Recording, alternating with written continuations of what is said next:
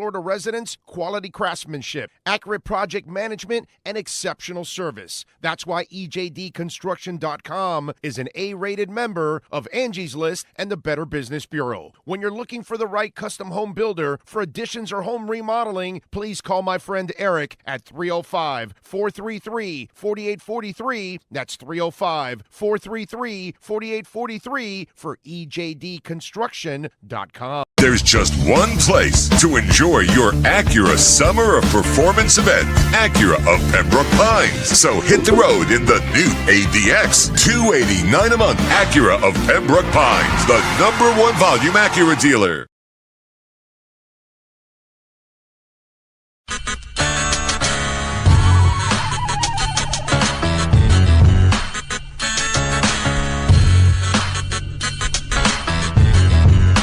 This is the Big O Show. This is the Big O Show. This is the Big O Show.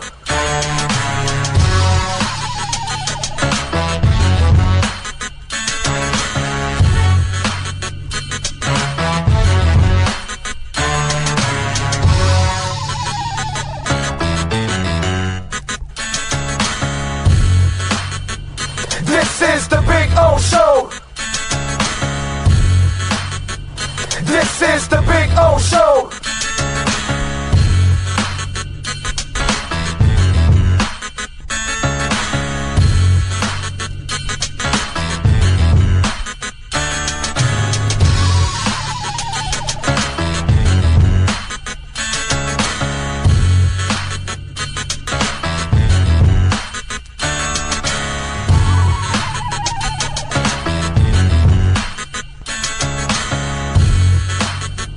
This is the Big O Show. This is the Big O Show. This is the Big O Show. This is... When presenting an award to an employee, athlete, executive, or fantasy GM, make sure you call Orvieto's Awards and More. For 35 years, these custom award specialists have been providing plaques, trophies, custom framing, while providing state-of-the-art laser and computerized engraving, UV printing, and glass crystal etching. They do all their engraving and printing in-house for quality control. Call Charles at 305-949-8098 or visit them at orvietosawards.com. Orvieto's Awards and More, where recognition is rewarding.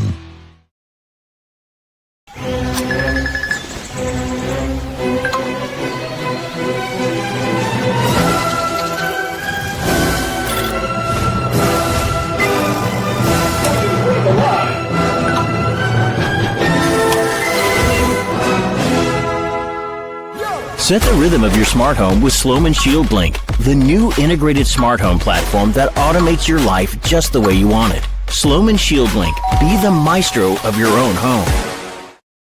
When it comes to your smile, confidence is so important. At Moody S Dental, they provide the services to get your smile back. This family-run practice prides itself by offering the latest technology to give your family the best experience possible. Moody S Dental has been in business for over 30 years with offices in Hialeah and Plantation. They accept most major dental insurances. They provide free new patient exams, 20% off select treatments. To qualify, please follow us on Instagram at moodys.dental. Moody S Dental has been in business for over 30 years. To schedule an appointment in Hialeah, call 305-821-0231 and Plantation 954-692-6825. From Invisaligns, dental implants, same-day crowns, and the preventative care and preservation to get your smile back. Go to moodysdental.com to find out more and tell them Big O sent you.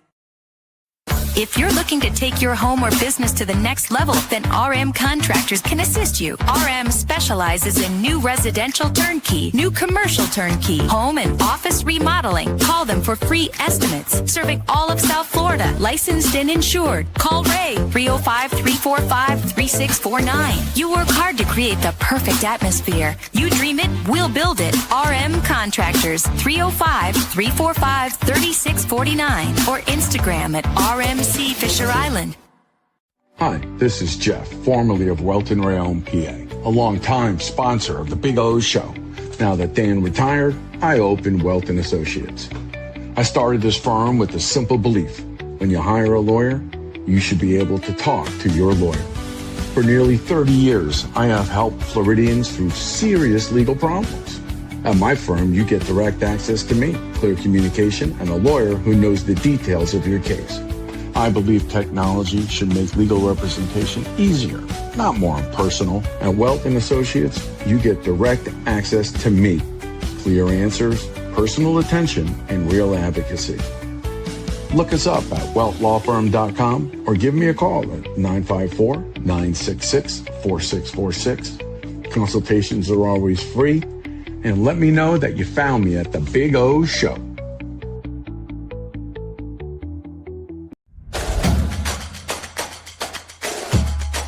Welcome to Caneswear.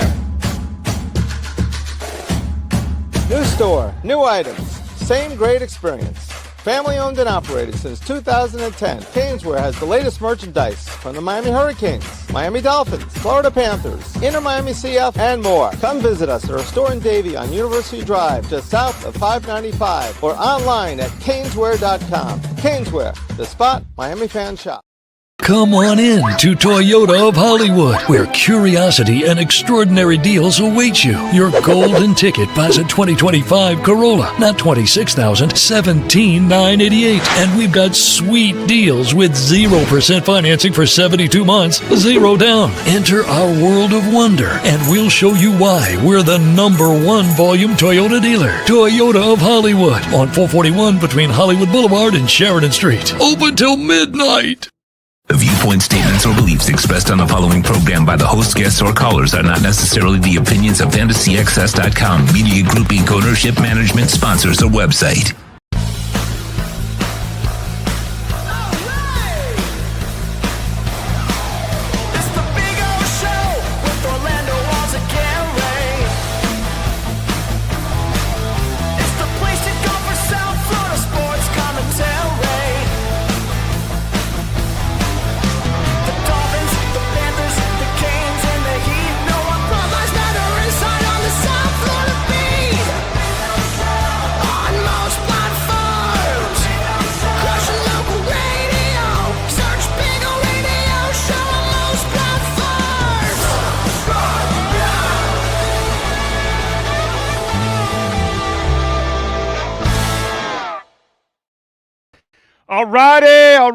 Alrighty. Good morning, boys and girls. Welcome aboard. Time to rock and roll on a beautiful Monday, August 10th. We're getting close now. Now we've got this first week of the preseason, and it's only 3 games, really 2, because the third one doesn't even count. So we're here.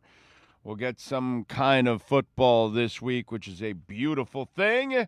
And, of course, it's a Monday, August 10th. Let's give you the championship clock for the Miami Dolphins. It is day number 19,202 since they were world champions. For the Miami Hurricanes, which will be reset this year, hopefully, day number 8,985 since they were national champions.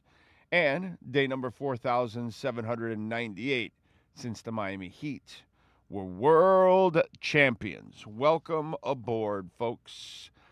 All right.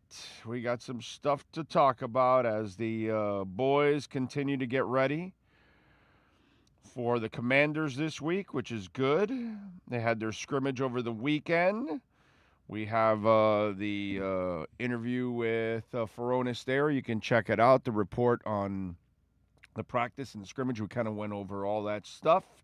They are practicing right now, and we'll keep you updated on everything going on. We'll give you some news and notes also from half this morning. We'll give you the latest there and keep you updated. And if anything happens in camp, hopefully nothing bad happens in camp, but we'll see what happens overall. I'm keeping up with it here to see if there's any kind of things going on. Let's see. Greg Dulcich has got the red jersey, and Zach Sealer is absent from today's practice. along with Lonnie Johnson. That's another guy that is out, according to Chris Perkins, I see there. And as for the Dolphins, the kicker Zane Gonzalez is week to week. Juju Brents is not practicing this week. It's not considered long-term. But remember, Juju Brents is always injured. Always injured. Not a guy that is reliable whatsoever. He has proven that throughout his entire career. You dealt with it, unfortunately, with the quarterback over the last few years. Coleman, Sims, and Trader will not practice this week. Hopefully, Half says next week for those guys. As for who's going to play in the preseason game, it all depends on what happens in the scrimmage against the Commanders. If a guy gets a lot of reps against the Commanders in the scrimmage, he may not get many reps in the preseason game or none at all. I don't know. It all depends. Half is going to measure that stuff after he's had time to assess what happened in the scrimmage with the Commanders, because that's what they're going to do this week. They will scrimmage against the Commanders before they play them on Friday night. So that will determine. Clellan Ferrell is out for multiple weeks. Another guy that is not necessarily reliable throughout his career. But again, this is kind of where you're at. When you turn over the roster, you're only using 38% of your cap because 62% of it is dead money. You're going to have some limitations. And you're going to have to take chances on the Juju Brents of the world. And that's just kind of the way it goes, unfortunately. You know what I'm saying? And you got to kind of get by. I don't have a problem with any of this. I'm glad that they took the cap hits and got rid of it. I had a very interesting I saw an interesting tweet. And this happens because either people are young, they're either overreacting, or they're naive. And it happens. By the way, I hear it happen with regular radio hosts, maybe even writers, because I've seen it happen over the months. There has been this big complaint about all the dead money this year. Let me ask you something. Do you realize that this is no different than what happened with Tua and Tannehill? I mean, with Sue and Tannehill. Not Tua. Sue and Tannehill.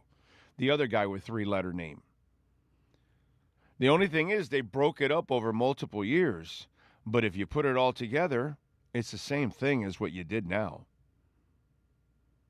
The only difference is it's called inflation. It's funny because here on this specific sports show, we're not your average sports show because we talk about a lot of other things. And investments and money and inflation are things that we actually talk about since I'm a Bitcoiner. It's something that's been part of my life now the last 7 years. And when I've mentioned it to you guys that, the inflation comes from them printing the money, not from Costco or Walmart or Amazon raising. No, dude, it's the government reprinting the money, multiplying the money, devaluing the money. So that way, whatever, an ice cream or the gas or a car or whatever you got to buy, you're spending more money over the years for the same product. And or sometimes they're giving you, in food, they're giving you a smaller product and everything for the same. It's all inflation. When Shula had us with 19 first-rounders, I believe it was like 19 first-rounders by at the end of his run, he bought a bunch of guys in free agency, made a couple of trades like an Eric Green and stuff like that, and it ended up with like 19. I remember like a year or two later, because it was like a thing, Shula has 19 former first-rounders on the team. I don't know, if you're old enough, you'll remember that. And then, like a year or two later, any of you Raiders fans out there, you'll remember it because you beat it. And you did the same thing Miami did. You did nothing with it, but you had like 21 former first-rounders or something. It was a thing on going in free agency and and bringing former first rounders and players and all that. Shula did that, thinking, he was going to have some success with it, and it flopped. But in the process, he put us into cap hell. And it was that was the beginning of the cap. And then Jimmy came in and had to clean out all the dead money. Same thing.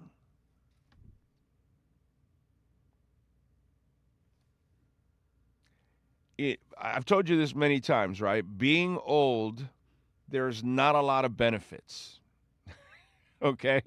Your body breaks down, you slow down, it's not the same, you know what I'm saying? But there's one thing that old people will have an advantage over young people. Perspective, experience. I lived it all. And I have more perspective than the average Dolphins fan out there. Because the average Dolphins fan is, the cap, this, that. All it is a year of hell, and then you overcome it. You take the when you did the Sue and Tannehill, you did it over a couple of years. You broke it over a couple of years. These guys chose not to do that. But it was just as crippling.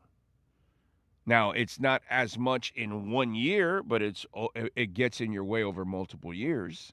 And then for Jimmy, the first couple of years, he had to clear out the cap too. He took away Irving Fryer, he stripped it down, those of you that have lived it.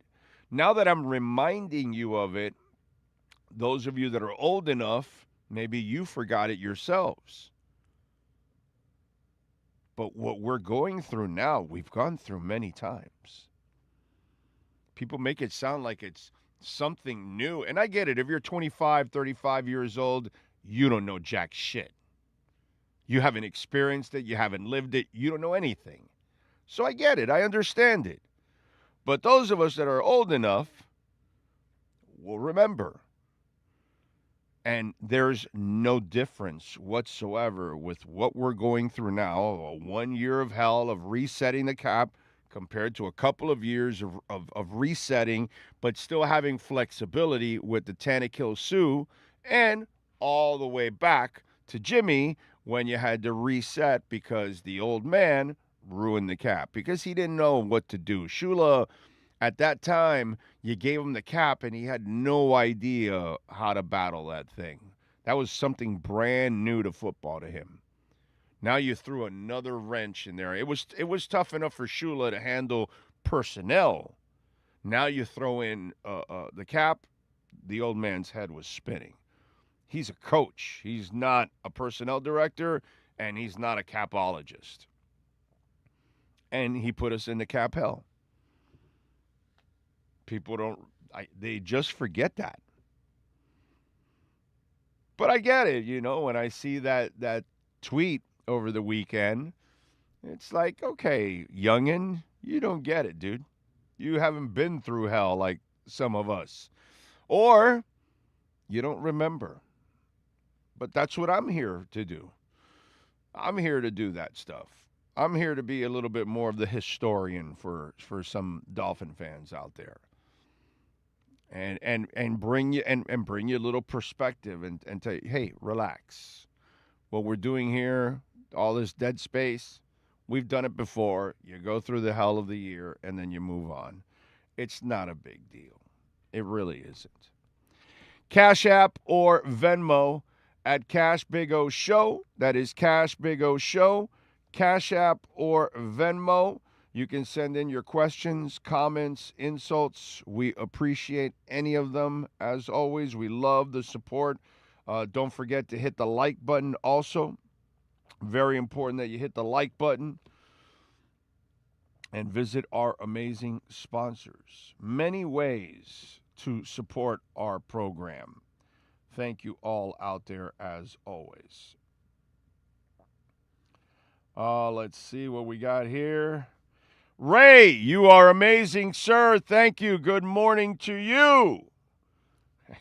He sends a GIF with a Bitcoin spinning. I love that. I didn't know they can allow. That is cool because usually they send the cartoon ones, which are really cool, but a Bitcoin one. That is nice, Ray. Thank you, my brother. Appreciate you. Thank you for the love on Venmo. And you guys can do the same thing. Send in your questions, comments, and another way of supporting the show and keeping us around. And we appreciate that. Thank you, thank you, thank you.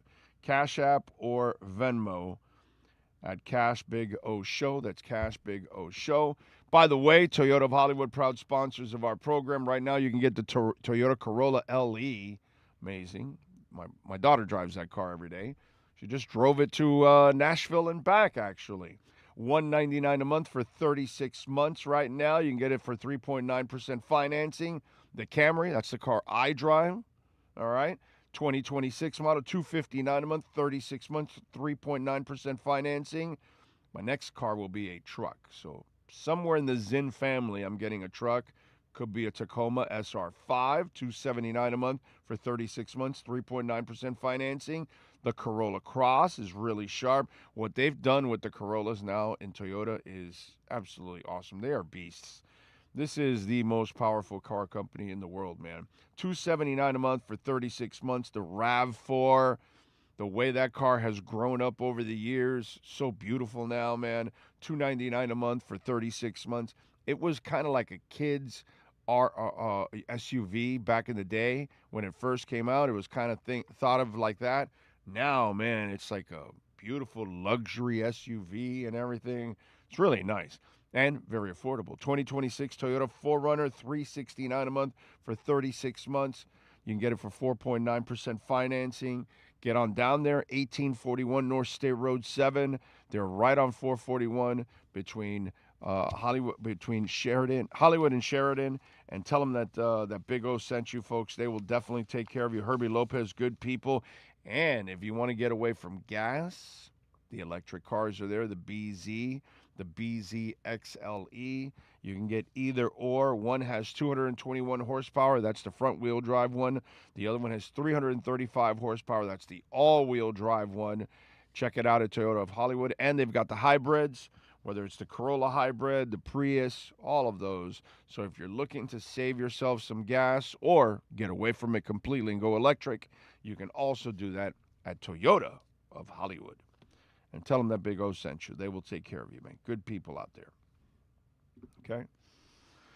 Let's see. I recall that season 2, Big O. There you go, Kosa. Horn Dog, good morning. I can smell the fresh cut grass. Wishing my son and his teammates the best of luck and health on their quest to three-peat in North Carolina high school football. Nice. All right, good luck. Good luck, Horn Dog. That is awesome. Let's see. Shula was trying to win a Super Bowl that year for Dan Marino, and it flopped. Yep. I know. I'll take the over on wins this year, says NorCal. Think Vegas is at 4.5. I'll take the over for better odds. I think they can win 6. Ooh. You're drinking Kool-Aid. Yeah. NorCal. I don't think you see how bad it's going to be, but that's all right. They have no depth. They're going to suffer injuries because everybody suffers injuries. They're really young and inexperienced. They don't have a lot of stars. I got to tell you, NorCal, yeah, no, I don't think that's a good bet, my brother. But, hey, again, not ever financial advice, just an opinion. Love you. You know it. But I don't think that's a good one. I think Kosa's got it right, actually. I think you get one of these. Blind ass fan alert. Look out, everyone. We've got a blind ass fan coming through.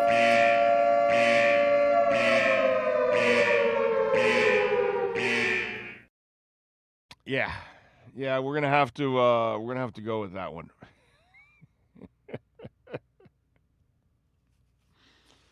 Oh man!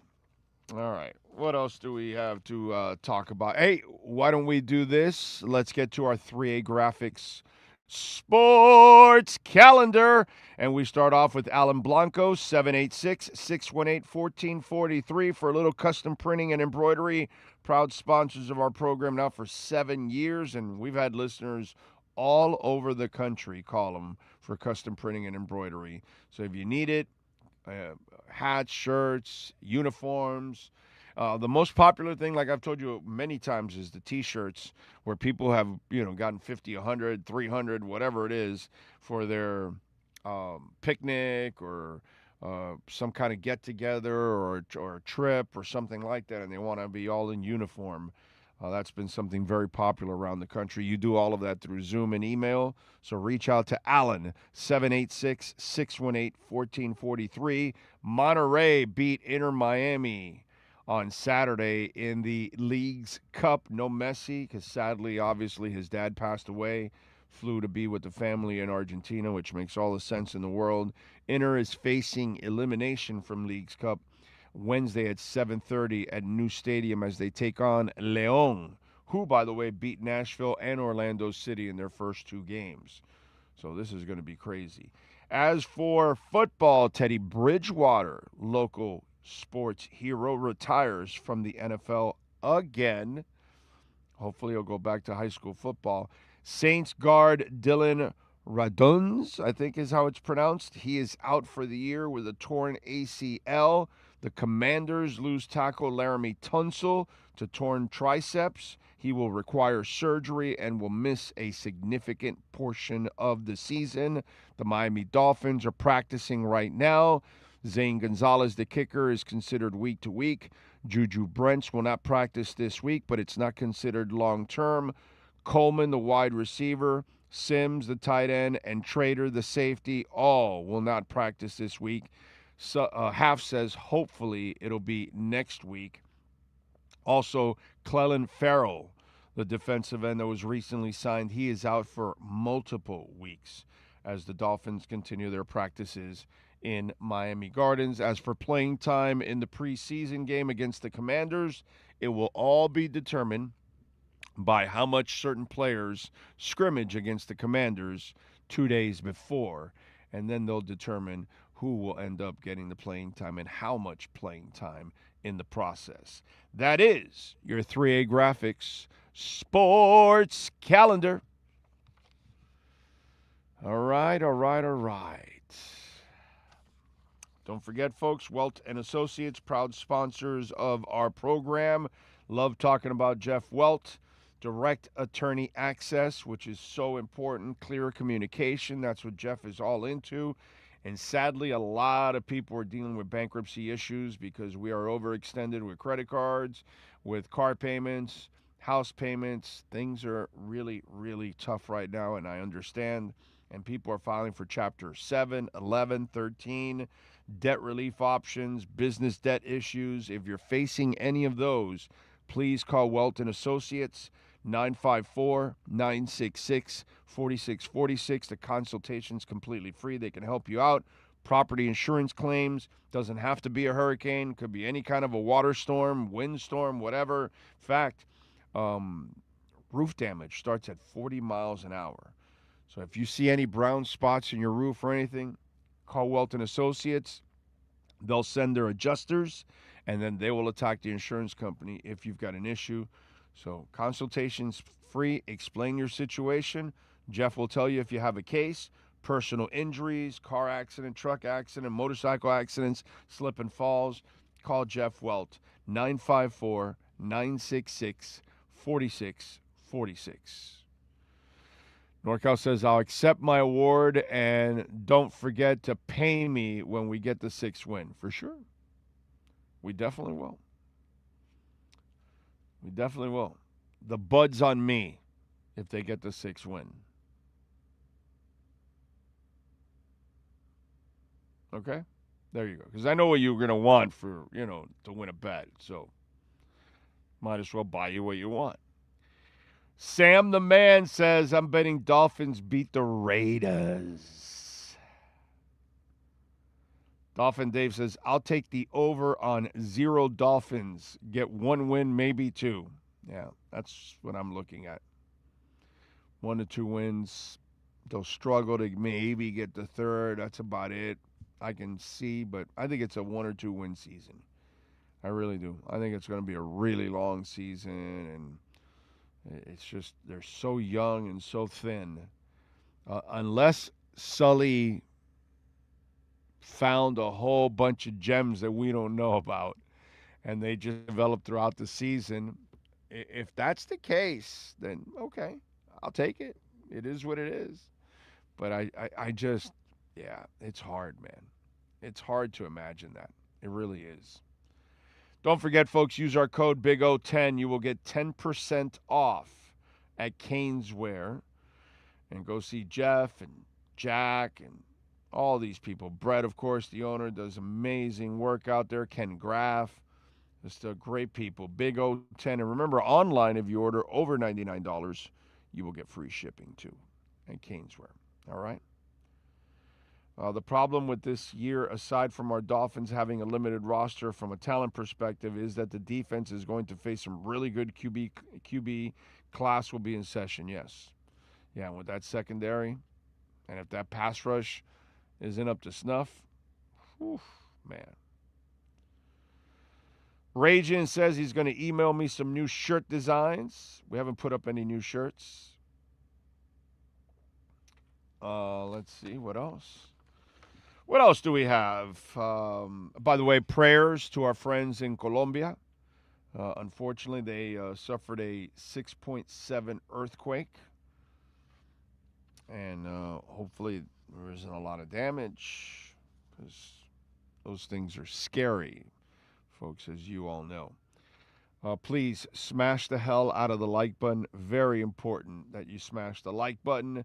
Yader Castro says everybody have a blessed week and I hope you had a wonderful weekend.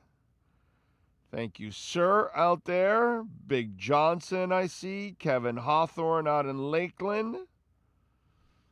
James Vivinetti. What else? Oscar Rojas. Nyborg and old people around now were raised on hose water and neglect. Just saying. Folks who don't know, this was your 95 Miami Dolphins 9-7 season. LOL. Yep.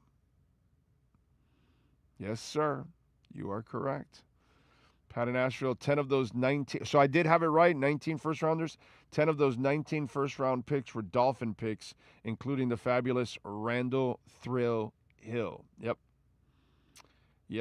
But after they made all those acquisitions, remember that was the thing in the people writing the articles. Oh, they have 19 first-rounders. Well, if they have 19 first-rounders, they're, of course, contenders. And that did not happen. But I'm telling you, the Raiders, shortly after that, failed with the same thing. And the old man, I'm talking about Davis, I swear, I want to say it was 21. Somebody can look it up, but I'm pretty sure that the Raiders after that had 21 first-rounders, if I remember correctly. If memory serves me right, I remember that. And they failed too, also, because it was just the thing. And I think after that, people started, maybe it's not such a guaranteed thing that you just go collect everybody's first-rounders along with yours. And that, you're all of a sudden going to be great. And the problem also with Shula is that his first-rounders suck more often than not. His first-rounders, not the young Thomas Beathard first-rounders. His first-rounders usually sucked. Anyway. Adolfo Foliaco, thank you, sir, for the love on the super chat.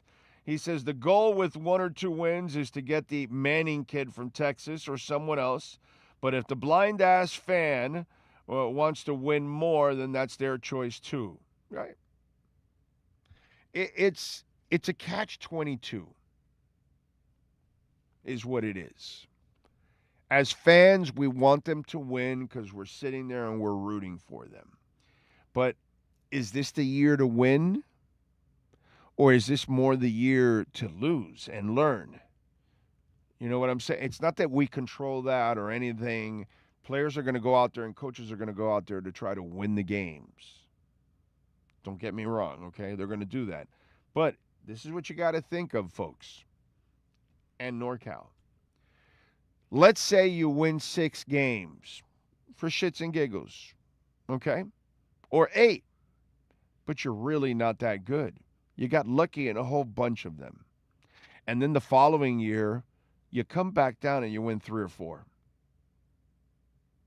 How are you going to feel about that? Because if you won 6 or 8 games, right, by some miracle, you're expecting to win 8 or 10 the following year. You think you're going to get that much better. What happens if you had a whole bunch of lucky bounces in the season and shit went your way? And the really shitty games, Raiders, the Jets games, like you got lucky and you won all of those. But you're really not that good. And then the following year you come back to reality but you never really bottomed out and got the number 1 pick, because 6 or 4 will not get you the number 1, or 8 or 4, or 8 or 6. See what I'm saying? It's almost like watching the team win 8 or 9 games or 10 games every year, and they really aren't good enough to win in the playoffs, and they're just good enough to beat the scrubs. You're just spinning wheels. So for those of you that think this thin talent is going to win 6 games, 7 games, 8 games, the Omar Kelly 10, is that really what's best for the franchise? Or are you just thinking what's best for you in entertainment-wise for one stinking year? Again, none of us can control it. You can wish for them to win all the games, wish for them to lose all the games. None of us are going to control that. Not your rabbit's foot, not your 4-leaf clover, not your lucky chair, not your lucky shirt, not where the lucky spot you sit, not the same tailgate spot. None of that is going to do anything. They're going to win whatever games are going to win. But there is something called overachieving. And sometimes overachieving will bite you in the ass. And the Dolphins, they've kind of been that floundering team that doesn't really know how to completely rebuild or completely dominate. The Miami Heat, with the scrubs, the worst thing that happened to them was go to 31-10, because the front office bought into it and then really bought into it and then got stuck with it for years. So you overachieved when you really weren't that good. That's something to think about. This is not the year to overachieve for the Miami Dolphins. Cash App or Venmo at Cash Big O Show. That is Cash Big O Show. Cash App or Venmo. And we thank our friends at R&M Contractors, as always. You saw Ray there earlier.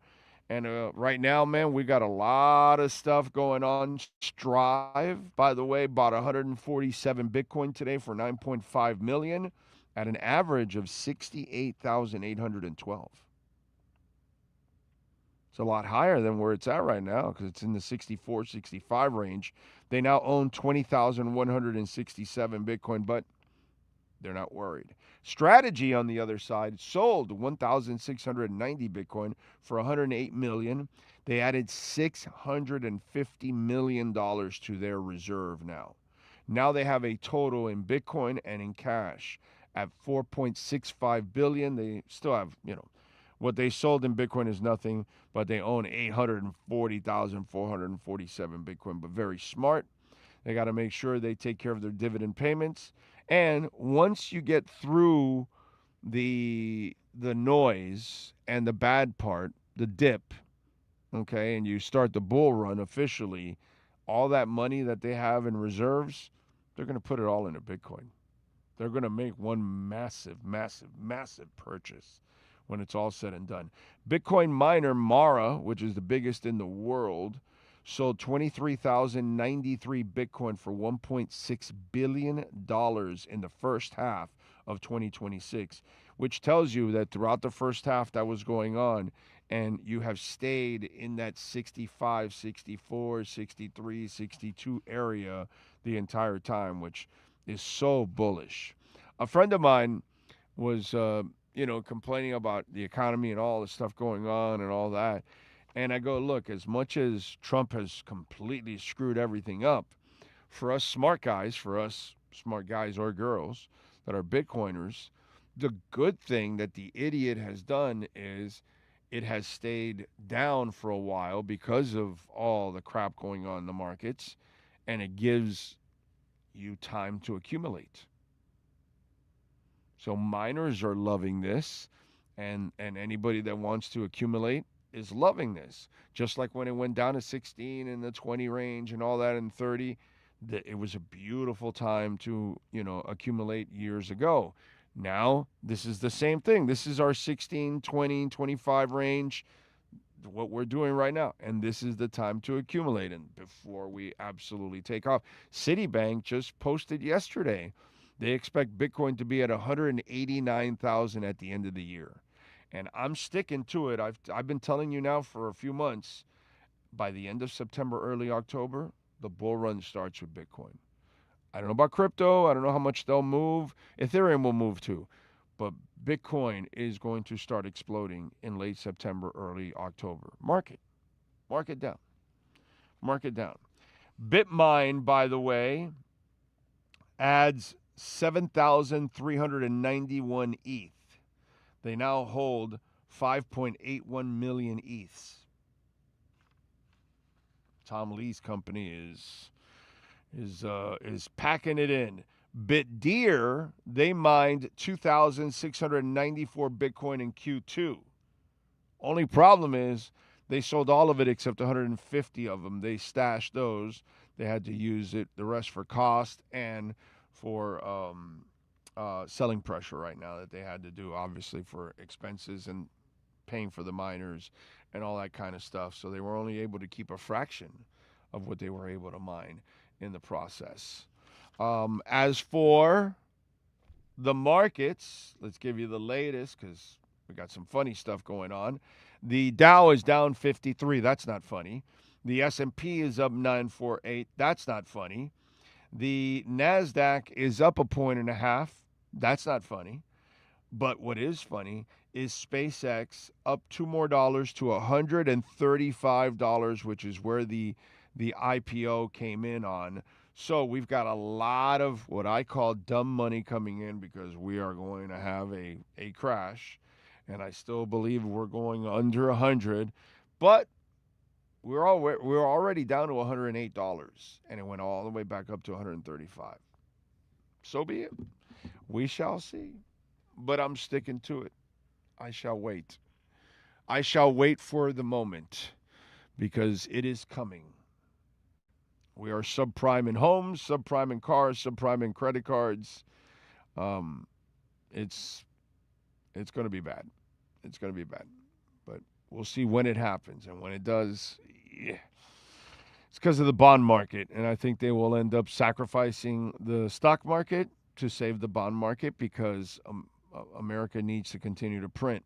And the only way they can continue to use a credit card is through the bond market and selling debt. So we shall see what we shall see.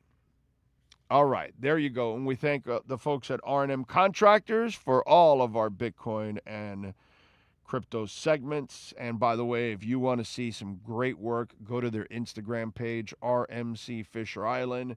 They do it all. Complete remodels, kitchen upgrades with appliances, waterproofing your terrace, balcony, flood test report, impact windows, door installations. So important now. We're in hurricane season. By the way, this also helps for your insurance. Okay, when you have impact windows and doors, when you have a flood test report, all of those things, it really helps your insurance and lowers, you want to pay a little less, don't you? That's what it's all about. Bathroom upgrades, floor restoration, maintenance, stucco repairs. They do it all. And if you want to see how exceptional Ray and Mike are, go to RMC Fisher Island. That's RMC Fisher Island. All right. Let's see what we got here. Cash App or Venmo at Cash Big O Show. That is Cash Big O Show. Cash App or Venmo. Send in your questions, comments, insults. Bitcoin is at 64,777. It's been kind of farting around right around 65,000 all weekend. 64,987, 65, 65,1, 65,2. It's been stuck like right in that $500 range over the last, I want to say, week or something like that. Ocala Joe says, morning, O. Isn't it kind of typical of the Dolphins to pull something dumbfounded and win more than expected or lose more than expected? Yeah, it is so Dolphins. It is so Dolphins. But again, this is not something that you and I can, control, unfortunately. We just got to live it. That's all. But I just want to mention what could be the price you pay for overachieving.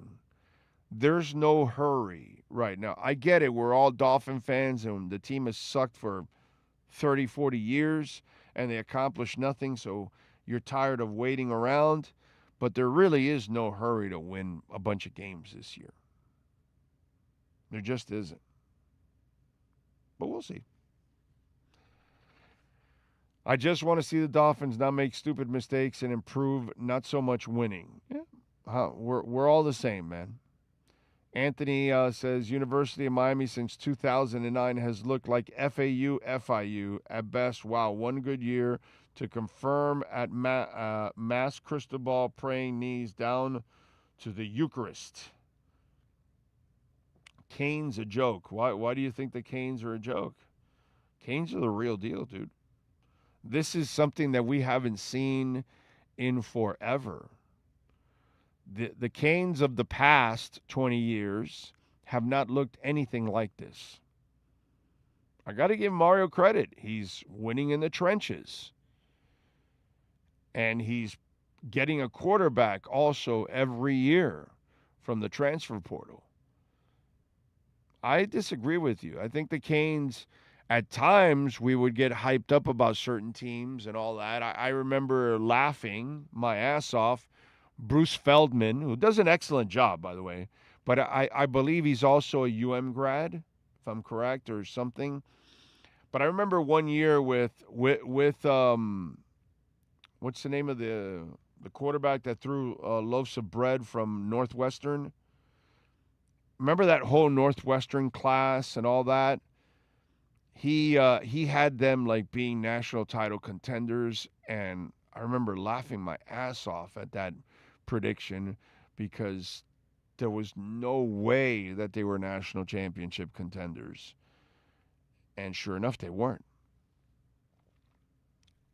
And that's, national person buying into whatever hype was going on. I wasn't buying into it at all. Well, after I watched that Northwestern class that first year, Aldarius and all those guys, that might be the most overrated recruiting class in the history of the University of Miami.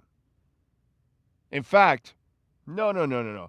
I'm going to tell you that Northwestern class, considering how much they bragged about it, only one guy was really good and made it to the NFL, the linebacker. That's it. Outside of that, that was the most overhyped recruiting class in the history of mankind. Which again shows you, how you got to be careful with high school recruiting. And I didn't buy into any of that shit. I'm buying into this. The only thing that I need tweaking, I'm buying into the talent. I need Mario to stop with the brain farts in the regular season. That's the only thing that's left. There's nothing else left. Mario's got his coaches. Mario's got the players. He's got the culture in the right place. He's got the recruiting going at a highest level. The only thing that's left now is game day. And no more game day brain farts.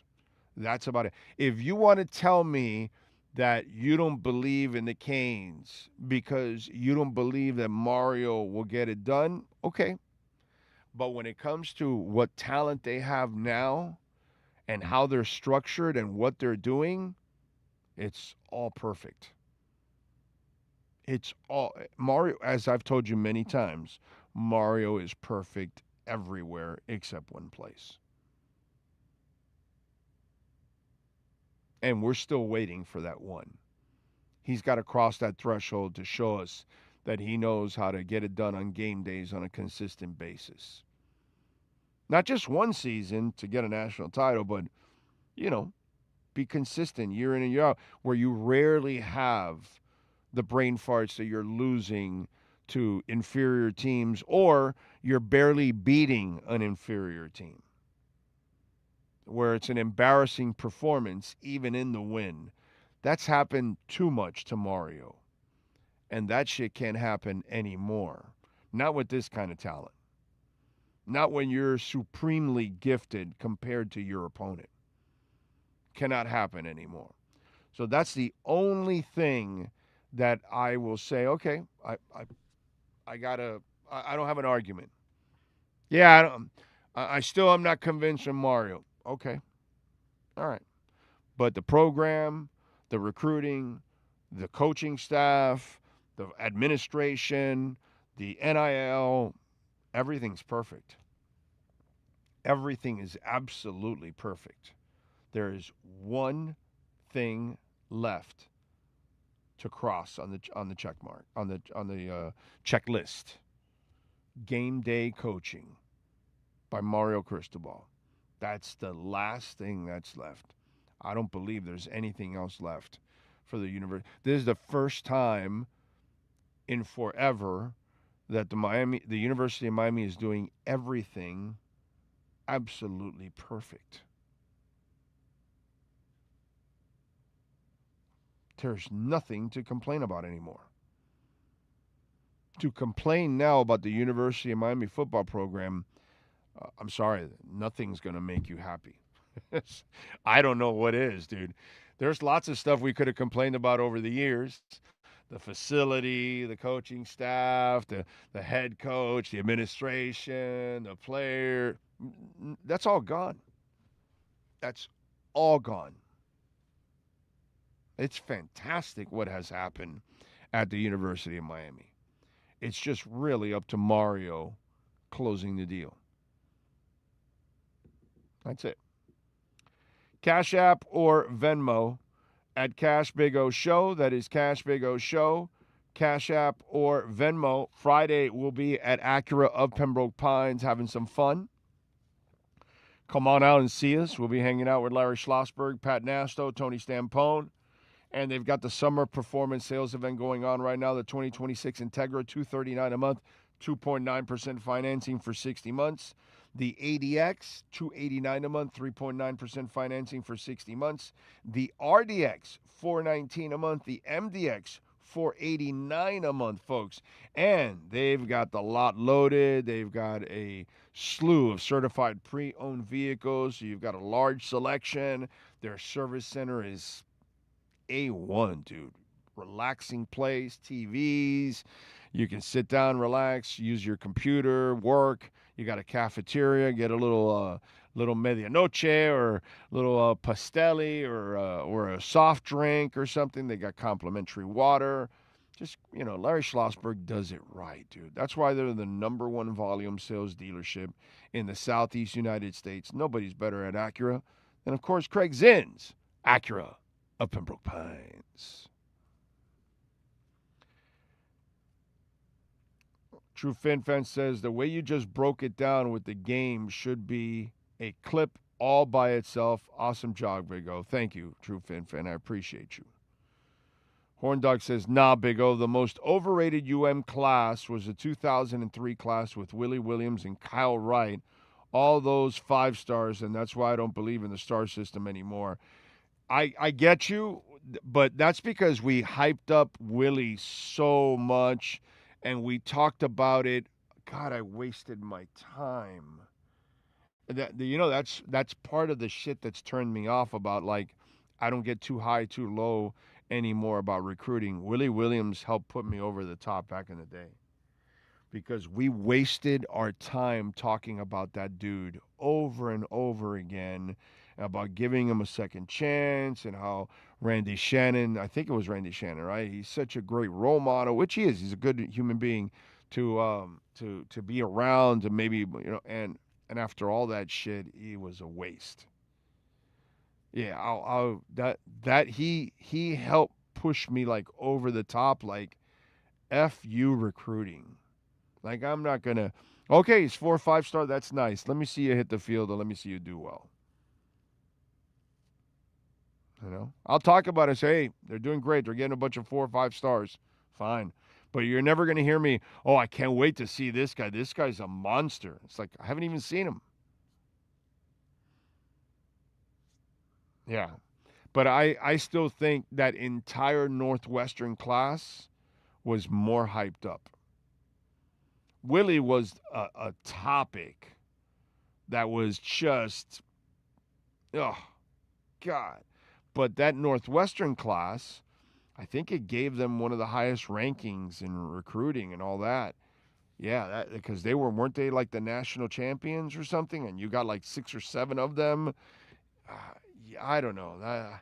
I think that one was so freaking overhyped. Like, that was going to change the entire program. And that, I don't know if I've ever seen a more embarrassing class than that Northwestern class. Because it was like 7 dudes, and most of them were mediocre. One guy stood out. That's it. He ended up playing for the Steelers, and that's it. Outside of that, it was a waste of a class, a joke of a class. And they labeled those 6, 7 dudes like it was the second coming. It was crazy, man. I remember that. Insanity. Speaking of insanity, what is it with the WNBA? Not enough people talk about it because the racism is a real problem in the WNBA. Why is it always a white girl getting hammered? Anybody ever notice that? Anybody want to talk about that? People afraid to talk about that? So Sophie Cunningham over the weekend, Dejana Carrington doesn't go for the ball at all. Just a whack over the head. I just wonder, what is this? What's going on?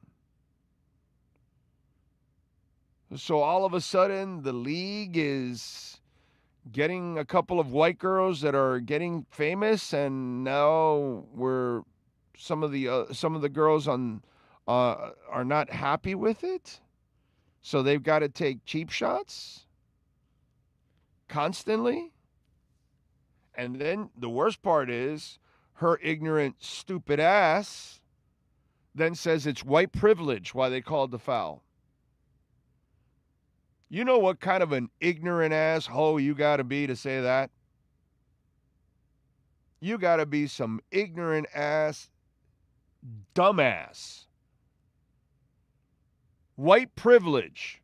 You're the one that hammers the chick over the head, and it's white privilege.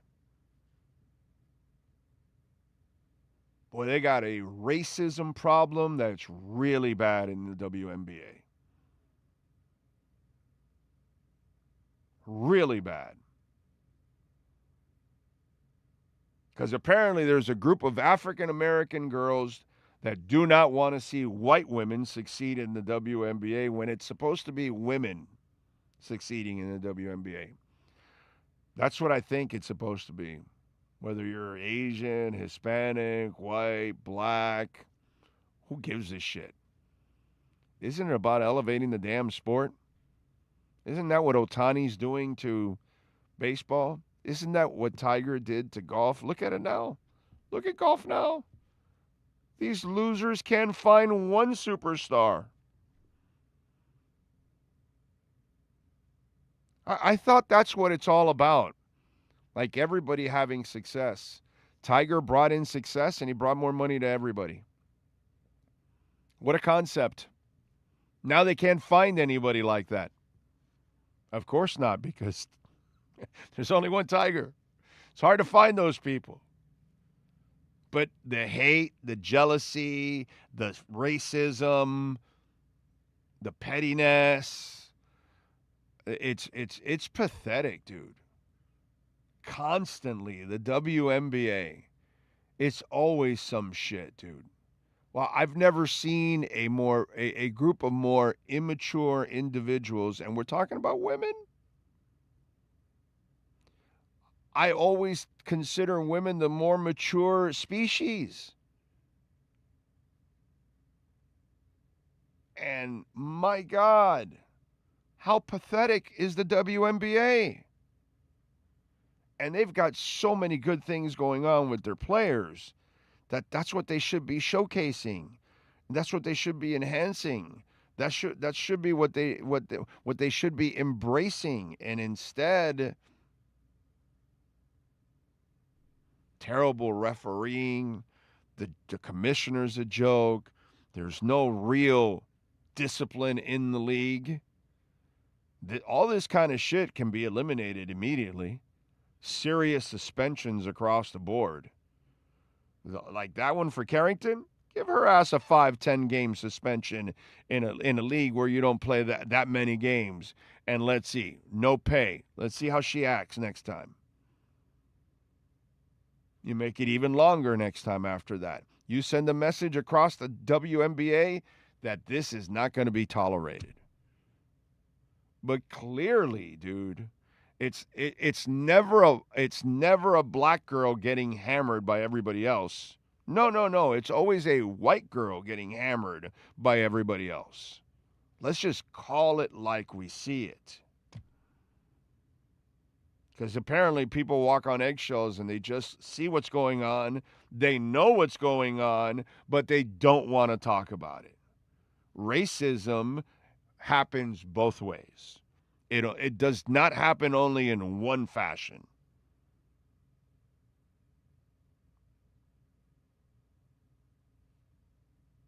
I don't know. But I mean, when her dumb ass is saying it's white privilege, that's some ignorant shit right there. Like somebody's got to sit down with her and say, hey, stupid, you're the moron. Somebody's got to tell her, you're the idiot. And you look even worse now by saying that in public. Not only, it just looks completely racist. The act and then the comment. No, let me spin it the other way. No, baby, it's all on you, Carrington. You're the racist. Clearly, it bothers you that Sophie Cunningham is getting all the attention because she's likable. But the attention she's bringing is to your league, which will make you more money, will make everybody more money. The more Asia Wilson gets attention, the more everybody gets money. The more Miles is flowing with that fro and nailing threes from all over the place, which is so fun to watch, she's making your league better. So is everybody else. Caitlin, Paige, Buchers, whatever, Sophie Cunningham. Everybody is contributing one way or another with their play, with their promotion of the league, whatever it is. You're supposed to embrace it. Not be jealous of it, not be biased, not be racist, not be hateful, not be petty. Every single terrible adjective that is made up of human beings is on display at the WNBA every single night. Every terrible adjective. Every terrible one. You name it, it exists in the WNBA, and it's spotlighted every night. I hope they're happy with that. I hope the ladies are happy that their league looks racist. Their league looks hateful. Their league looks biased. Their league looks petty. Their league looks pathetic. Their league has no leadership. I hope they're happy with that. You got a product that you can sell, and you're doing everything to kill it. Absolute morons. Anthony Kyle Campos, thank you, sir, for the love on the super chat. He says, Nevin Shapiro segment. Okay, I don't know who wants to do that, but, whatever. Women have always hated each other when they dress up. It's not so much for us, it's for the competition. I don't get it, bro. I don't get it. I don't see it in soccer, by the way. I don't see it in the NWSL. I don't see it in the USL. I don't see it in national competition. I don't see it in the U.S. women's national. So how come our soccer players act mature? There's blacks, there's whites, there's Asians, there's Hispanics. There's a mix. How come our ladies in soccer act like ladies? How come the WNBA acts like idiots? Please explain that one to me. Because actually soccer's been around for a while now, and we don't have those issues in the NWSL. We don't see the pettiness and all that kind of stuff, and yeah. So I'm not giving the WNBA any breaks whatsoever for acting like absolute punks. What a disgrace, dude. WNBA is a disgrace. Let's see what else. What do we got going on in camp? Henning had a couple of steps on Battle, but Ewer's Rainmaker throw is a step too long.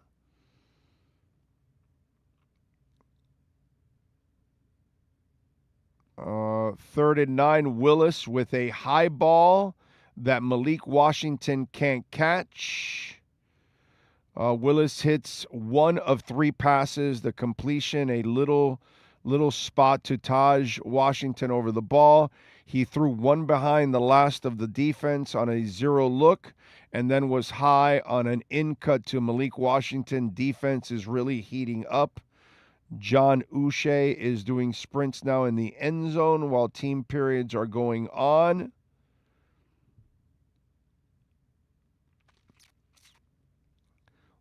Dulcich blanketed by Tafe. On a 3rd and 5, the throw to the sticks out wide, 0 yards of separation, but Willis velcros the ball to Dulcich with a dot.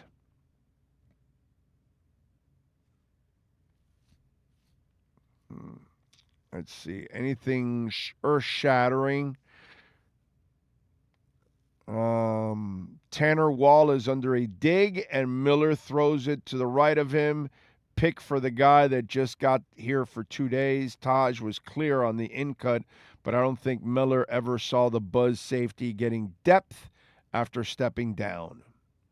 That is Travis Wingfield. When you hear all the lingo, it's usually Travis.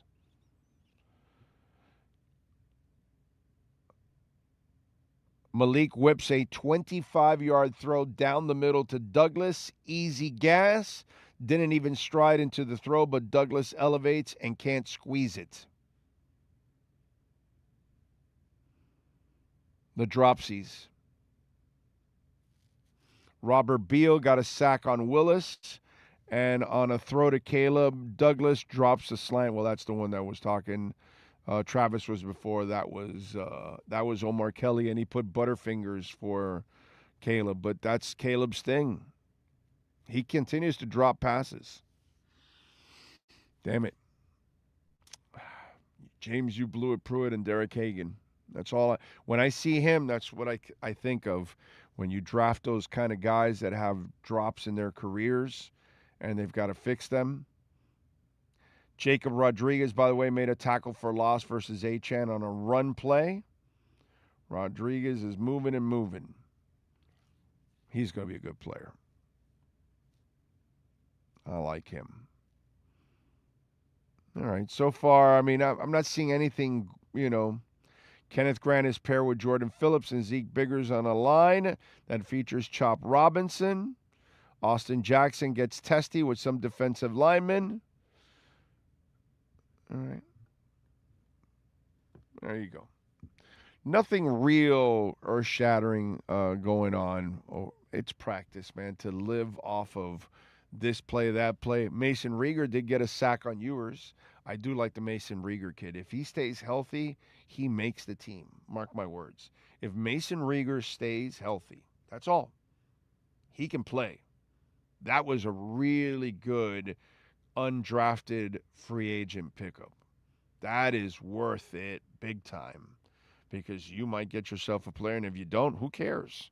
He was undrafted. There's no losing in the Rieger acquisition, but the kid actually physically is built for the NFL.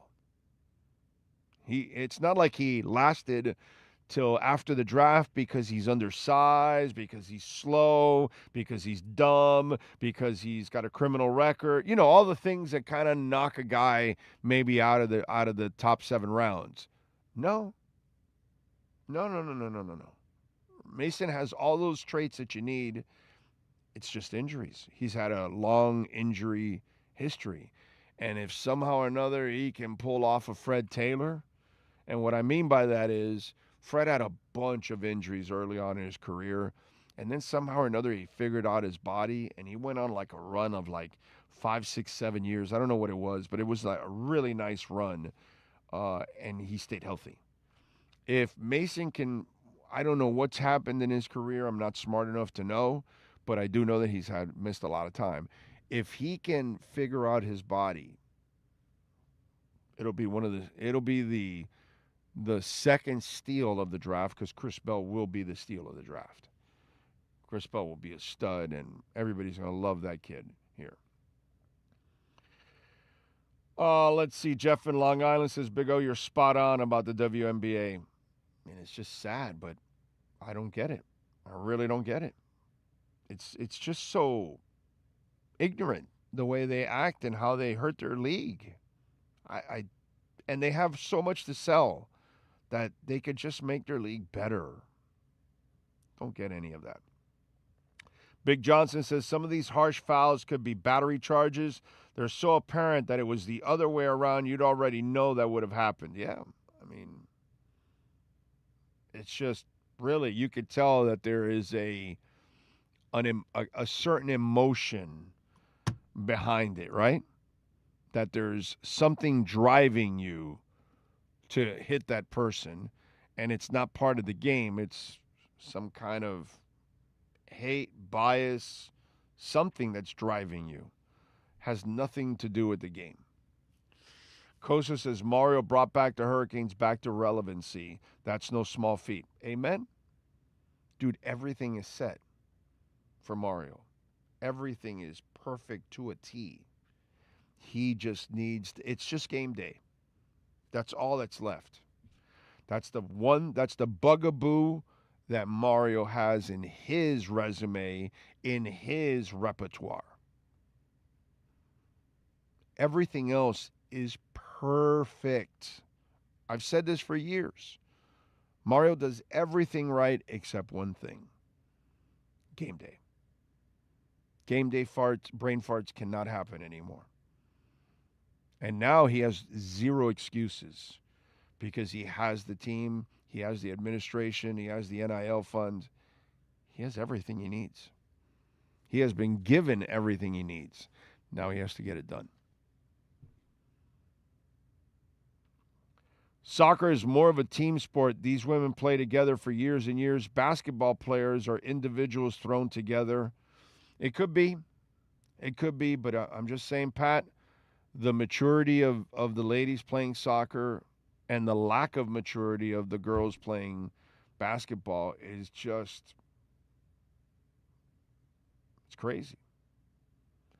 Think Blue Dodger says, hateful Steve must be the WNBA commissioner.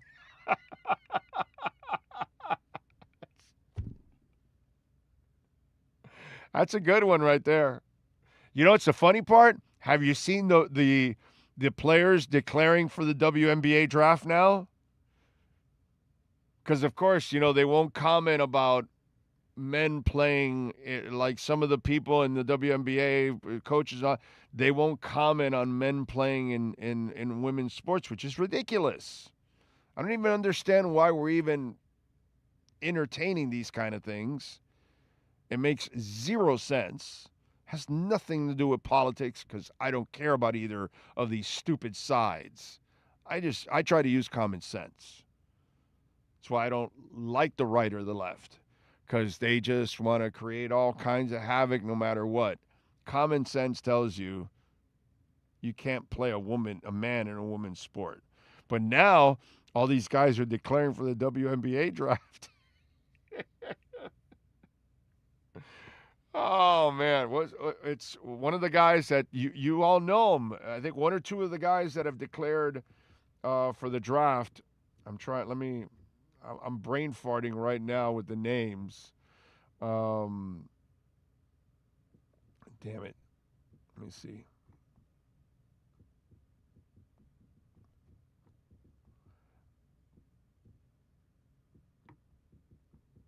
I'm putting in the search engine because I forgot which one. Enos Cantor and Royce White. Although Royce White has got to be on a bus. He can't even fly. He's got that condition.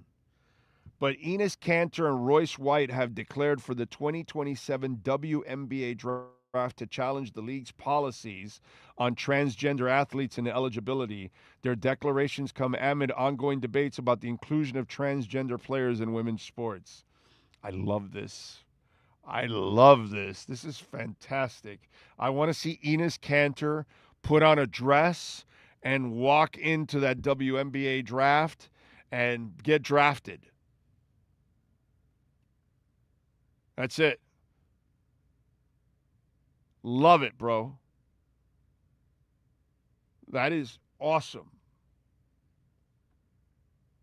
Royce White can do the same thing. Dress up like a lady. And that's it. What is it? Joanna Man, or what is it? What was that?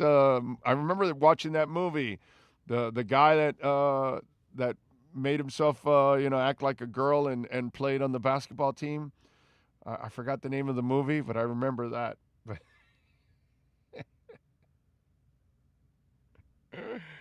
Enos Cantor dressed as a woman. That is going to be awesome. Awesome. Or Penis Cantor, we should call him. I hope they bust the WNBA's chops for that. That is fantastic, man.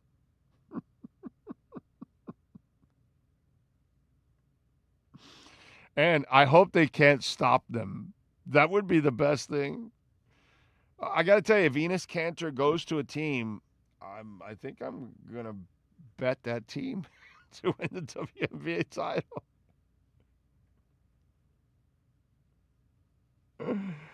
Oh, Lordy, Lordy, Lordy. Big O, have you noticed that Frankie Fresco has been MIA? Yes, he's MIA.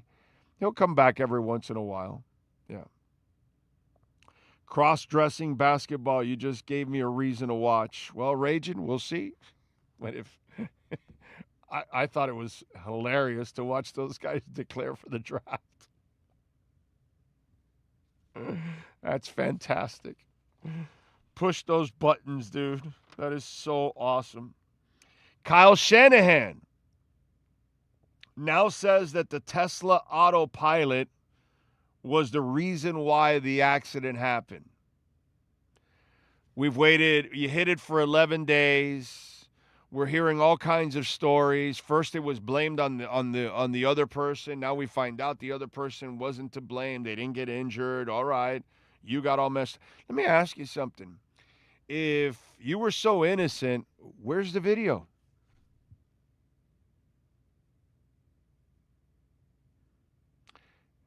I mention this because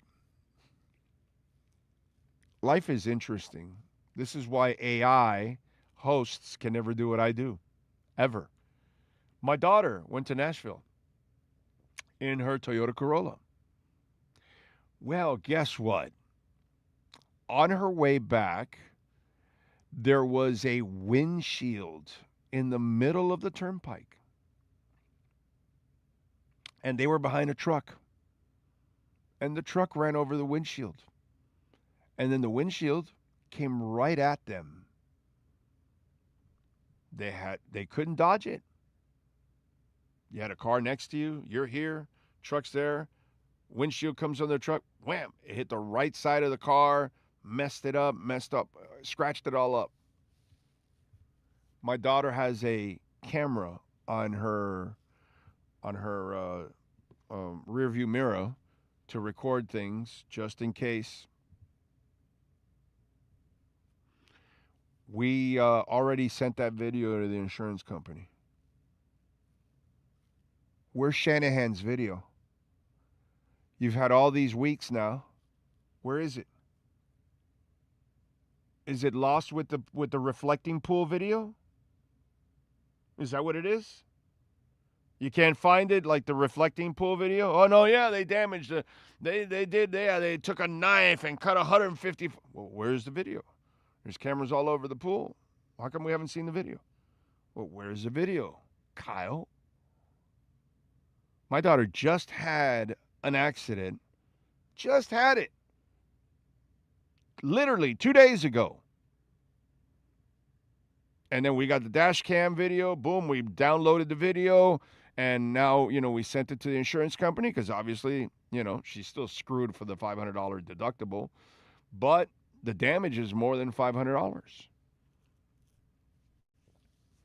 So I'm just saying, we got the video right away and we sent it to the insurance company. Where is Kyle Shanahan's video? I mean, if Tesla is at fault, well, now you get to sue Tesla. I'm not saying that the autopilot is perfect for Tesla or whatever, but I'd like to find out. Because I see these people all over the streets. In fact, I saw a guy yesterday, and I could tell he wasn't driving. Why? Because I could see the car slow up and no brake lights. You're on the highway, and then it was going, and then somebody's slower, and I could see the car slowing down next to me. And I'm looking at it and going, oh, it doesn't have any brake. It doesn't even have to hit the brake lights at the moment because it's easing the speed, not stopping, but slowing the speed down. Where normally you and I have to hit the brake and then the light will go on. It doesn't go on. It's like, oh, he's letting the Tesla drive. I mean,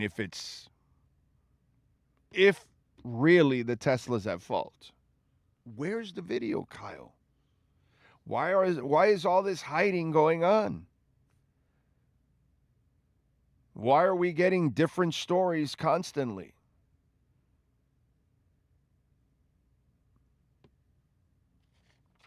And again, where's the video? Because the video can easily be extracted. So what's going on? You think the Tesla pilot... No, you should know if it did it or not. You should have a video. Weeks have gone by. You should have your lawyers on it. No, we're suing Tesla. No, we're taking Tesla. By now, we should have already known. It's all lies. Kyle Shanahan, the San Francisco 49ers, and whatever police department was part of it, but there's a cover-up going on. There's no doubt about it. Now, DeJohn Carrington, that, my friend, is white privilege. If you want to use that. In that case. Not in the Sophie Cunningham part. No. That's a dumbass Carrington. not any kind of privilege, is what we call. Cash App or Venmo at Cash Big O Show. That is Cash Big O Show. Cash App or Venmo. Send in your questions, comments, insults. We appreciate it. Thank you all out there for the support as always. The Dow is up 15 points. The S&P is up 5. The NASDAQ is up almost 2 points.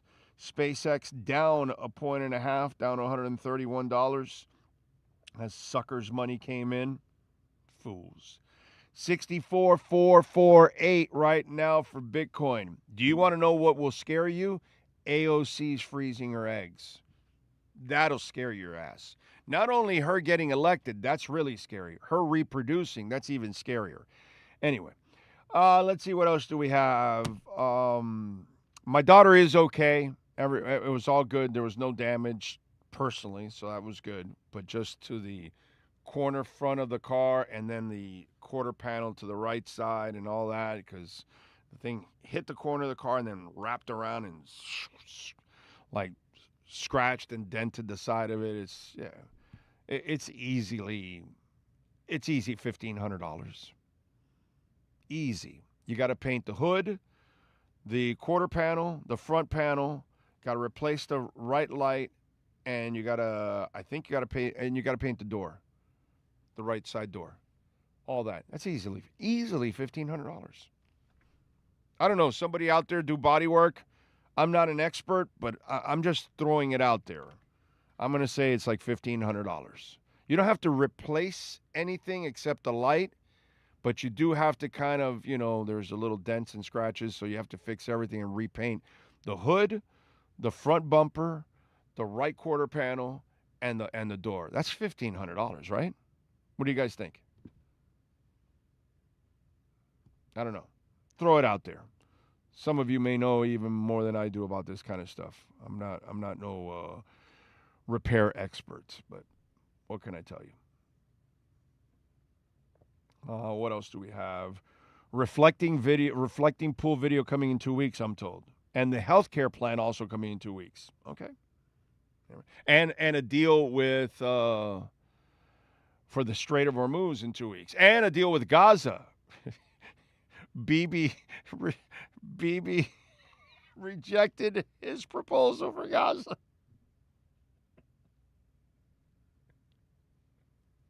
We elected a guy that can't fix a pool, dude. Your pool boy is better than our president. Do you know that, right? When your pool boy comes to your house to fix the pool, hey, you want to be president? Because, if you can fix this, you'll do better with all the other stuff than that guy does. Oh, man. No brake light. That's super dangerous if you're behind. No, because, let's say we're doing 60, 65, like that, and he's slow, and you see the car is slowing down to from 65 to 60 or something. It's not really it's like an easy slowing. It's not a full brake. You know what I'm saying? But I could tell that they were slowing because the car was next to me. I can see it right there, it's coming closer to me. Okay, it's slowing down, but it's slowing down without the brake lights, which was kind of interesting. And then when I look at the dude, I could tell that he was really not driving. That's all.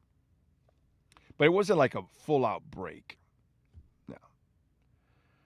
There should be a new law that states AOC can never reproduce, kind of how Trump says I can never have a nuclear weapon. Yeah, exactly. Well, Trump shouldn't. Yeah, it's too late now. He did reproduce, but yeah, it's bad. It's bad.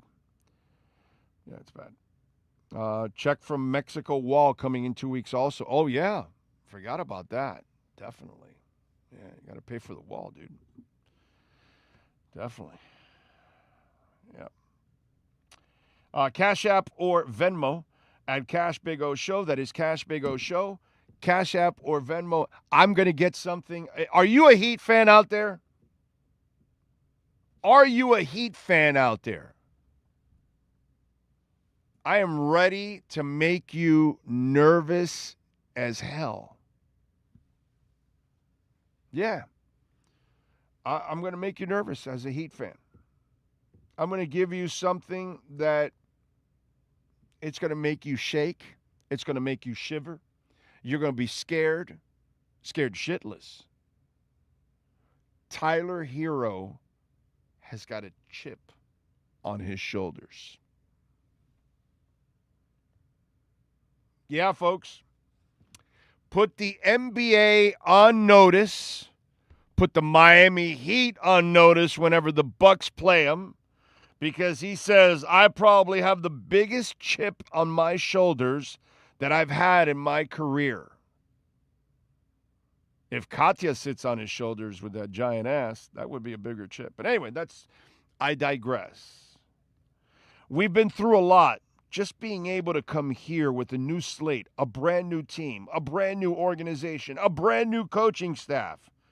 We all have chips on our shoulders. Hero added.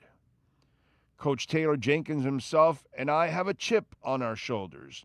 The guys who came in the trade with me. It's not just about me. I think everybody on the team has a chip.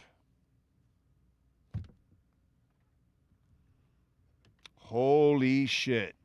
I'm telling you, aren't you nervous? Huh? Doesn't Tyler Little Hero make you nervous? Because he's got a chip on his shoulders. Boy, that is some scary stuff. Good old Tyler Hero. Damn. Don't you fear him? Huh? Come on, admit it there on the chat board, those of you that are watching right now. You fear Tyler Hero and that chip, right? Oh, man. The Bucks, right? Probably a title contender now with Tyler Hero and the chip. I saw that, and I said, wow, look out, NBA. I don't know if you can handle little Tyler Hero with the chip on his shoulders. I mean, that's really intimidating. Think about it. It could be an entirely terrorizing 2 or 3 games. He'll be injured within a week.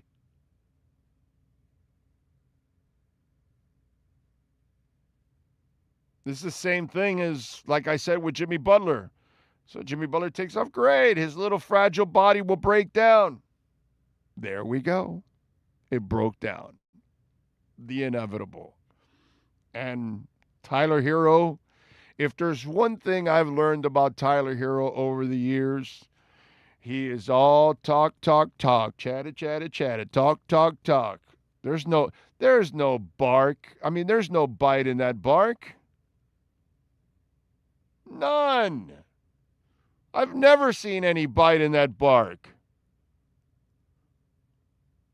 Hilarious. He's got a chip on his shoulders. Look out, WNBA. Oh, I'm sorry. Wait a minute. No, he's in the NBA, right? I'm sorry. Look out, NBA. I thought maybe he declared too for the draft. I'm sorry. I got it mixed up there. Although, that's an idea, Tyler. You know, if that chip falls off this year, declare for the WNBA draft next year. You can fill, Royce White will fill the lane for you. You can hand it off to Enes Kanter. There's hope at least for Tyler. If he does fail with this chip this year, he'll get a chip and go to the WNBA and probably lose out there too. Anyway. Horn Dog says, so Hero's having a chip on his shoulders. Does that mean he's already on the injury report? Pretty soon. True FinFan says, Tyler Hero has chips on both his shoulders, ankles, and hip. Hero is made of a chip, says Skylar Tipton. Alexis Palance, the boy is fragile, Hero. Lenny says, I'm 23 seconds behind since I CTSW, but Tyler's alligator arms and physique aren't going to grow anymore, so he's not a threat. He's still a defensive liability, and he will get hunted all day. Fernando goes, by the third game, he's on the bench and out for the year with an injury. Edward Thurston Howell, don't worry, if the Heat doesn't play the Bucks in the first 3 games, Hero will be on the injured reserve. Everybody's the same thing about Hero. Ted says, Big O, how about the new drummer for Rush, Annika Niles? Yeah, she's doing awesome, dude. Awesome. If the tickets are reasonable by the time they roll around here, and I don't have to spend a lot of money, I'll go see them. But it has to be reasonable. If the prices are crazy, I'll wait, because I think they're going to come up with a new album. Yeah, I think after they're done with this tour, I think Getty and Alex will get reinvigorated, and they'll do an album with Annika, and they'll do one more tour. I think they'll do that. For sure. I hope Rush ends up at the Sphere, because that would be a perfect band to be at the Sphere. That's another one that would go well with the Sphere. I would love to see Rush there. That would be very, very freaking cool. Oh. The Dow is down 0.5 point now. The S&P's up about just over a point. And NASDAQ is up 1.5 points still, and SpaceX is now down 1.5 points. As a sucker's money came in. Let's see. Oh, let me know if you see good prices for Rush in Tampa. I may fly down for that show. Okay, definitely. Now that they watered it down and more concerts were added, I think that's kind of helped out a little bit with the prices. And they're not sold out yet, so that's good. If Kyle Shanahan is so innocent, why did it take so long to come out, and then why so much? Of course, dude, this is all horseshit. Like I told you, I just went through the same thing. My daughter just had an accident, and we had to grab the video from her cam and send it to the insurance company. And this was like within hours of her getting back, we were already putting the card into the laptop and pulling out the video and doing all that to send it to the insurance company.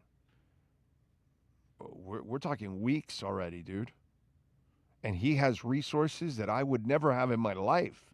He has people that could download the video, send it to the insurance company, his lawyers, all that kind of stuff. He would even get a much faster response than I ever will.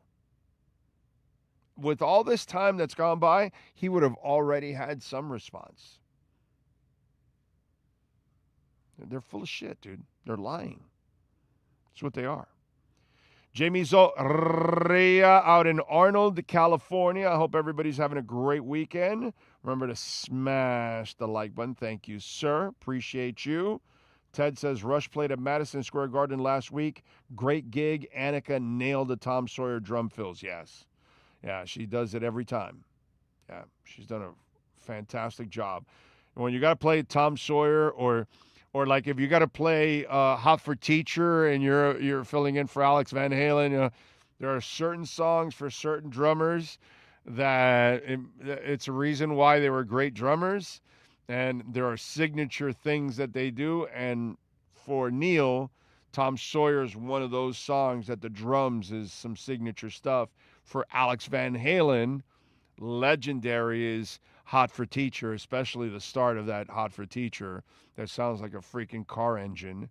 And the stuff that he does with the drums and the bass pedals and everything is just absolutely crazy. How drummers for years try to figure out what the hell is Alex Van Halen doing. Yeah, shit like that, man. It's hard. And Annika has nailed it. Let me tell you, yesterday I went to go see Yes and Deep Purple.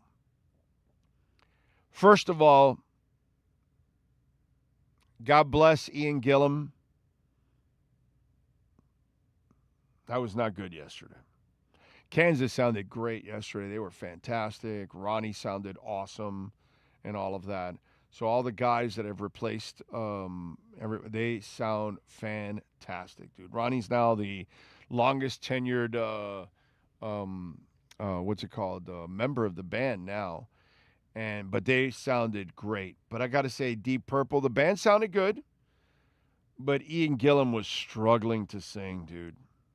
That did not sound well yesterday, I got to say. If you're going to go see Deep Purple, you're going more for the nostalgia of it, okay? But I just want to prepare you. Ian Gillan, he was strained to sing. And at 74, he just doesn't have the power to screech and carry the notes like you need in certain Deep Purple songs. Yeah, it was rough. They opened up with Highway Star, and it was rough, dude. It was rough, I gotta say. Just to give you a little heads up there on that one. Russia's supposedly in negotiations for a Las Vegas residency at the Sphere, says Ted. Well, I would definitely fly out to Vegas for that, for sure. Yep. Let's see. We shall see. Oh, you know what? Now that I talked a little bit about music, let me get music done right here. Right here is the door in the Avenida for it. All right, let's start off with birthdays. Famous people born on August 10th. We start off with Michael Bivins from New Edition and Belle Biv DeVoe. Now you know. Born in 68. John Ferris with In Excess, the drummer, born in 61. Mark Price, no, not from the Cleveland Cavaliers. He's the drummer from Martha's Harbor. Also worked with The Cure and Right Said Fred, born in 59. Patty Austin, born in 1948, the R&B and pop singer. Baby, come to me. That's with James Ingram. That's Patty Austin right there. Born in 48. Let's see who else is celebrating. Peter Beckett with Player. Baby, come back. Any kind of fool can see. Born in 48. Ronnie Spector. Born in 47. Be my little baby. Ian Anderson from Yes. Born in 47. No, I'm sorry. Ian Anderson from Jethro Tull. Not Yes. Born in 47.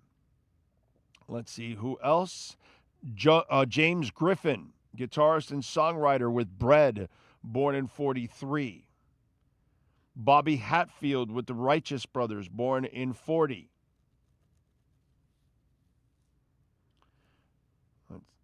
Jimmy Dean, not the Sausages, but he had a primetime TV show and also a number 2 single, Big Bad John, in the UK and number 1 in the US, born in 28. Leo Fender, Clarence Leonidas. He is the inventor and the founder of Fender electric guitars.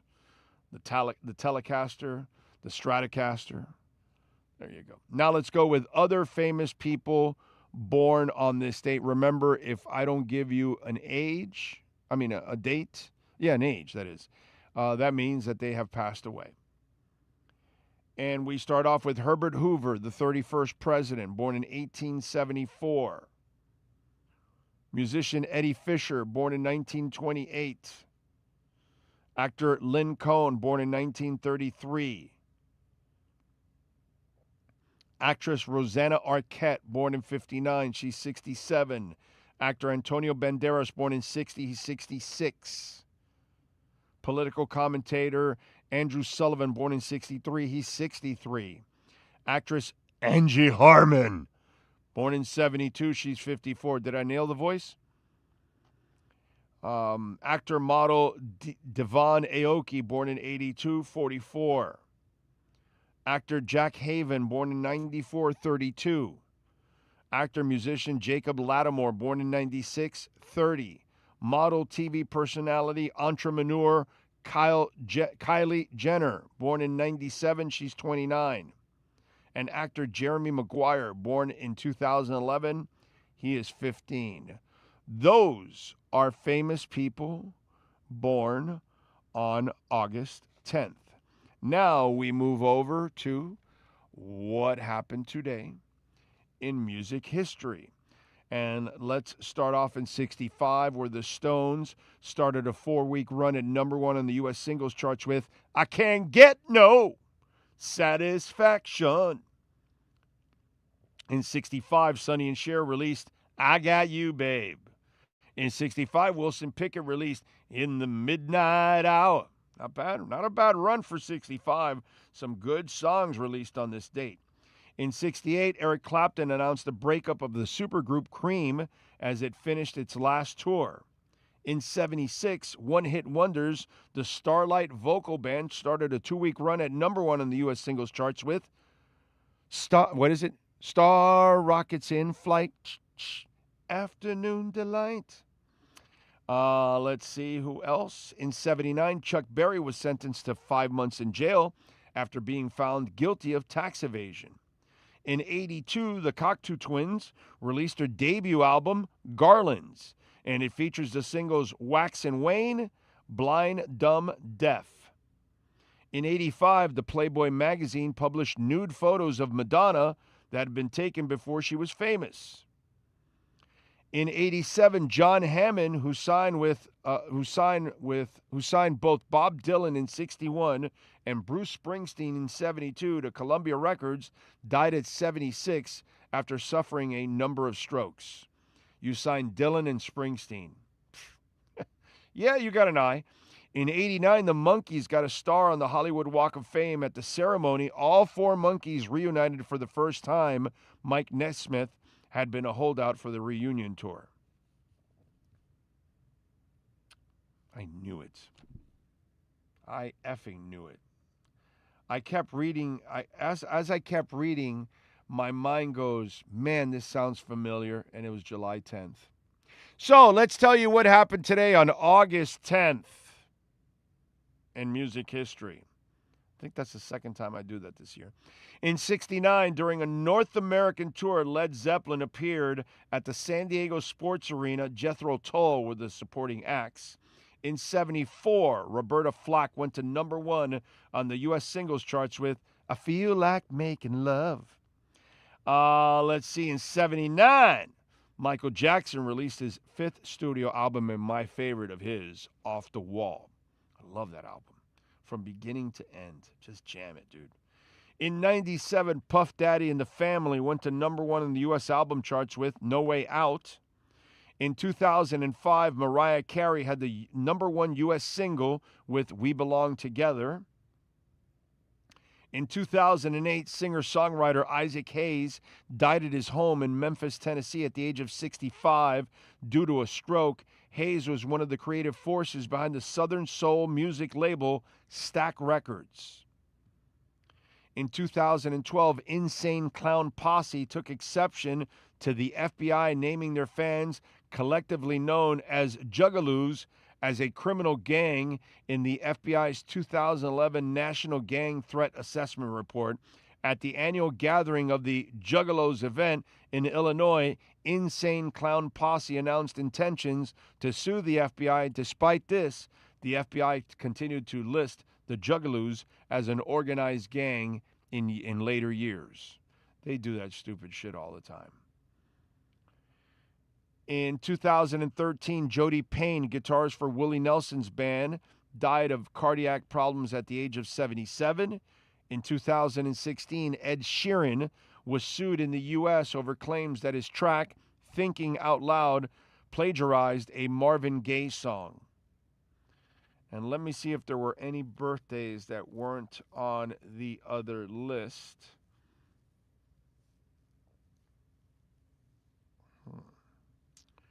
Pretty strong. They got it right. Nobody there. Todd Nichols of Toad the Wet Sprocket is 59. There. That was not on the list. And that's what happened today on August 10th in music history. Sorry about that. My bad. My bad. By the way, Inter Miami is on the brink of being eliminated in the League's Cup. And I say, thank the Lord. The League's Cup is a useless tournament. Miami won it 2 years ago. Their loss to Monterey this weekend, 2-1, puts them behind a whole ton of teams that now they need a bunch of teams to lose by several goals, and they've got to beat Leon by several goals in order to advance. They're not advancing. Best thing that happens to them. Messi won't be part of it. He'll probably still be in Argentina with his family, which, dude, take your time, please. Give me a break. Your dad passed away. But let me tell you something. This is turning out to be a year where what people don't understand in all of this is that it's great that the Moss brothers spend, and they have done everything that Messi wants and given Messi everything they want. Messi has underachieved along with his team. I'm just stating the facts. They've won one MLS Cup. They got eliminated 2 years ago, the number 1 seed, and they got eliminated by the worst team in the playoffs. They got eliminated early in CONCACAF this year, which I can tell you for a fact, they wanted the CONCACAF title more than the MLS title. So now you can't win Leagues Cup. Who cares? That doesn't matter. But you couldn't do anything at CONCACAF. You went out early. If you don't win the MLS Cup, the Moss brothers are not getting their money's worth in wins. And considering the amount of money you're spending on this team, you should be winning the MLS title every single year. You should be running away with the title every single year. And that's the one thing that I will tell you about watching the game this weekend against Monterey. The fact that without Messi, you become just, that's not that impressive. Shows me that Messi isn't the greatest GM in the world, like most players aren't. You all know that. If you've lived long enough, you'll know that players, if you put them to run the show, they will not do a good job 99% of the time. Once in a while, I'm sure somebody will get it right. But more often than not, they're not going to get it right. And they desperately need to win the MLS Cup this year. Because I'll tell you what most people won't tell you. If you don't win the MLS Cup this year, you have severely underachieved considering the names and the amount of money you're spending on that franchise. Leagues Cup does not matter. I don't care about. I wish they wouldn't even play the Leagues Cup. I'm glad they're going to get eliminated so they can get rest and be ready for the season instead of this stupid Leagues Cup that can only set them back more than anything else. Nobody cares. No, we didn't celebrate the MLS Cup. You think they're going to celebrate the Leagues Cup? No, I doubt it. Donald, what's up, dog? Says, one of my favorite ever afternoon. Dwight, Starland Vocal Band. Oh, yeah. You butchered it. I did, right? Didn't I? Star, Rockets in Flight. Afternoon Delight. Yep, I did. Let's see. Alexis Palenzuela. Mine is Bad from Me Classics video. Smooth Criminal. Oh, that's a great video. But for me, Off the Wall is his best album. Some people will go with Thriller, which I'm not going to argue with you. You want to go with Thriller? Fine.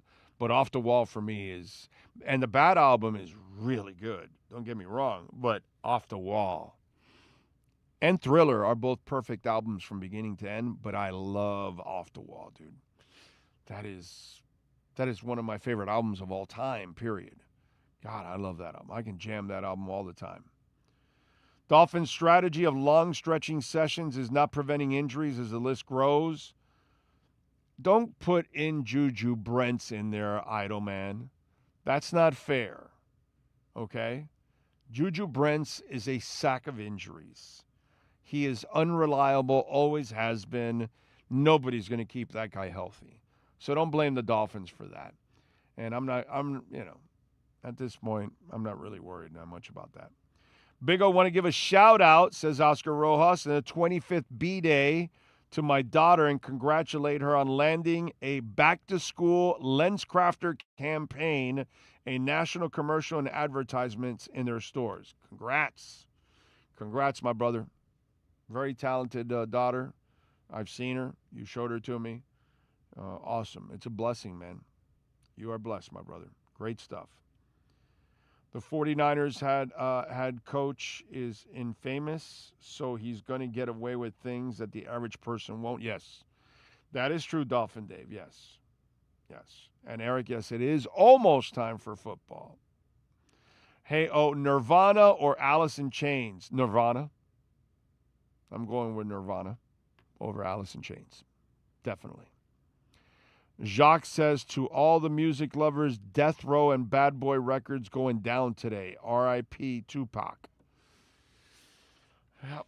And I think there was a story I read that Suge still won't cooperate with the authorities. He's the only one left that witnessed the Tupac shooting. So he won't cooperate. Rap is so screwed up, bro. It's the most screwed. I've talked about this many times in my show over the years. Rap is the most screwed up genre that exists. It's the only genre. You don't find it in country. You don't find it in R&B. You don't find it in pop. You don't find it in rock. You don't find it in heavy metal. You don't find it in classical music. Nothing. It's the only one where we're constantly killing the artists, or the artists are constantly caught up in gun issues. Constantly. I've never seen a genre like that. They actually live what they rap about sometimes. Some guys, it's just a front. It's just, some kind of role they play. But then there's actual guys that actually live the life, and tons of them. And we see rappers die all the time. Big rappers, middle-sized rappers, small rappers, local rappers, things like that. It's in the news constantly. Constantly. It's the only genre where we kill them. We don't kill our country stars and our rock stars and our R&B stars. Nah, we don't do any of that. They don't get into shootouts with each other or anything. They don't get into fights with each other like that. No. But in rap, it happens all the time. It's the craziest shit in the world. How much would rap be better if we actually kept everybody alive? Right? Run DMC would still be together. Tupac would still be around. Biggie would still be around. Like, it's the dumbest thing in the world. We just killed Nipsey Hussle 2 years ago, right? Like 3 years ago. There's a guy that was down on his luck, then came out of nowhere, lifted himself up, made a name for himself, and then all of a sudden started getting other friends of his involved, lifting them up, and then there he goes and shot and dead. Like, it's the dumbest shit in the world, dude. The amount of stupidity that goes on in that genre of music is baffling to me, because it doesn't happen in any other genre of music. And all we're doing is making it worse. How does it make it better? We're missing actual talents. We eliminate talents from the whole damn thing. Insanity. Don't get it. Anyway. Cash App or Venmo at Cash Big O Show. That is Cash Big O Show. Cash App or Venmo. I was thinking about this the other day also on the on the music side, something that I've mentioned before, and it's happened in two genres of music. Think about this, and if you could think of another one, go for it. I'd love to hear your thoughts on this. I've talked about this where Bob Marley was the one and only reggae superstar. One and only reggae superstar. And reggae was never able to come up with another Bob Marley. Isn't that crazy? There's other people that have had success, but not superstar status like Bob Marley, that everybody knows his music. Every generation knows his music. Does not matter. I was thinking about this the other day. Southern rock did the same shit. Nobody ever replaced Leonard Skinner. You've had a lot of other Southern rock bands that have had success, but nobody has ever been Leonard Skinner. That's a superstar Southern rock band. Everybody knows Sweet Home Alabama. Everybody knows Freebird. Those are like some of the biggest rock songs of all time. And really no other Southern rock band could ever make that claim. It's funny how those two genres of music have only had one superstar in their genre of music, and they never had another one again. They never had another one that's a household name. No Southern rock band has ever been a household name like Leonard Skinner. No reggae star or band has ever come close to being Bob Marley. Interesting how those two genres of music had their top performer and never, ever anyone came close again to replacing it, to a like in pop and rock and metal. You've had tons and tons and tons. Does not matter. That gets replaced all the time. Great rap artists get replaced all the time. You know what I'm saying? That those two genres have only had one pinnacle and nothing else. It's insane, huh? We could never come up with another great reggae star like Bob Marley. We could never come up with another great Southern rock band like Leonard Skinner. Insane, dude. How about that? Nirvana will always be held in higher regard than Alice in Chains. Nirvana was a pioneer. I prefer. Yeah, definitely. Definitely. And I love Alice in Chains. Don't get me wrong. Love Alice in Chains. But I'll take Nirvana over them for sure. Skylar says, I hear you, but you have to understand the culture of rap. It's built around a lot of gang violence and street crews. You and I won't understand it, but these people are born into violence. Yeah, but it's, you know, I get it, but man, it just doesn't make any sense, dude. Just doesn't make any sense. Look at the Migos. One of them dies while they're, you know, a gunfight breaks out in a dice game. Like, what kind of stupid shit is that? And this happens all the time in that genre. The dumbest shit in the world goes on in rap. And it ends up costing people their lives all the time. It's just the weirdest thing, dude. Really is. Really weird. And it hurts the damn music overall. I don't get it. Really don't. Hey, wait a minute, Big O. What about Shabba Ranks? Yeah. We could throw Shabba Ranks in there. Yeah, we talked about the earthquake 6.7 hitting Colombia earlier, Willie. I mentioned it. I mentioned my thoughts and prayers to the folks out in Colombia. We did mention. Oh, ZZ Top said, hold our beards, LOL.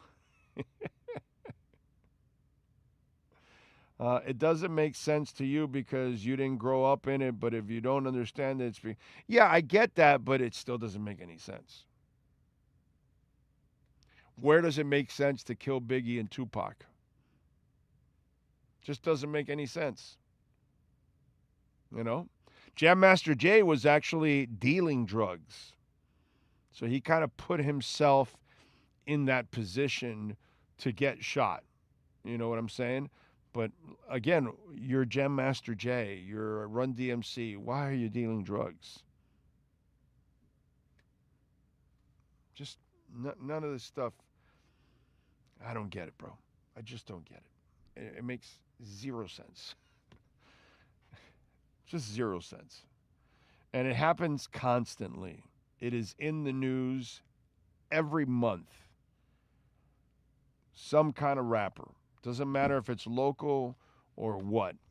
Just does not matter. It's in the news constantly. It's insane. It really is. All right. What else do we have to talk about overall? Did you guys see the toilet bowl? The Bills' new stadium. So they put out videos of the new stadium, and apparently you cannot see from certain angles. There's a bunch of seats that they showed different angles. Brand new stadium, and there's several little areas where if you buy those tickets, you're going to have an obstructed view. Can you imagine you just built a football stadium? You brag about the engineering, about the wind and all that, which I think it's a detriment to them. I think that's a bonus for the visiting team. The Bills are complete morons. You want the wind swirling in your stadium. You want it to cause problems, especially since you have Josh Allen. And if you play there all the time, you're going to play better than the opponent. So apparently they engineer a stadium that keeps the winds out.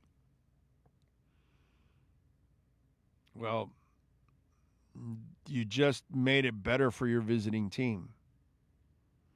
And now, apparently, the way the stadium is constructed, there are spots where you sit, several of them, and they're obstructed.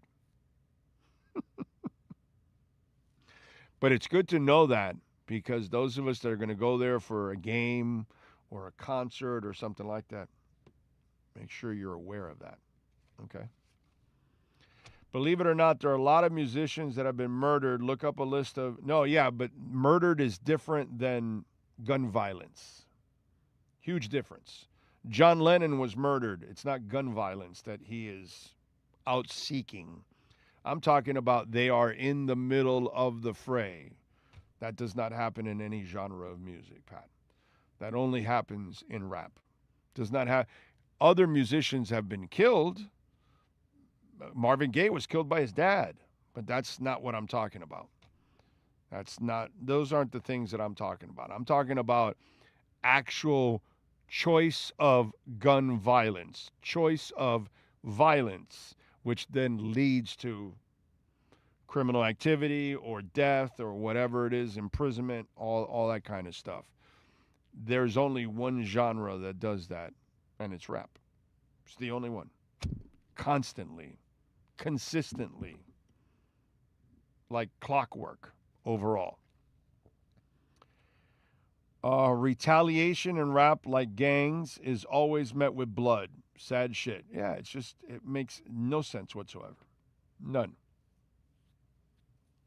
Skynyrd is the best Southern rock group, but you have to have the Allman Brothers close there.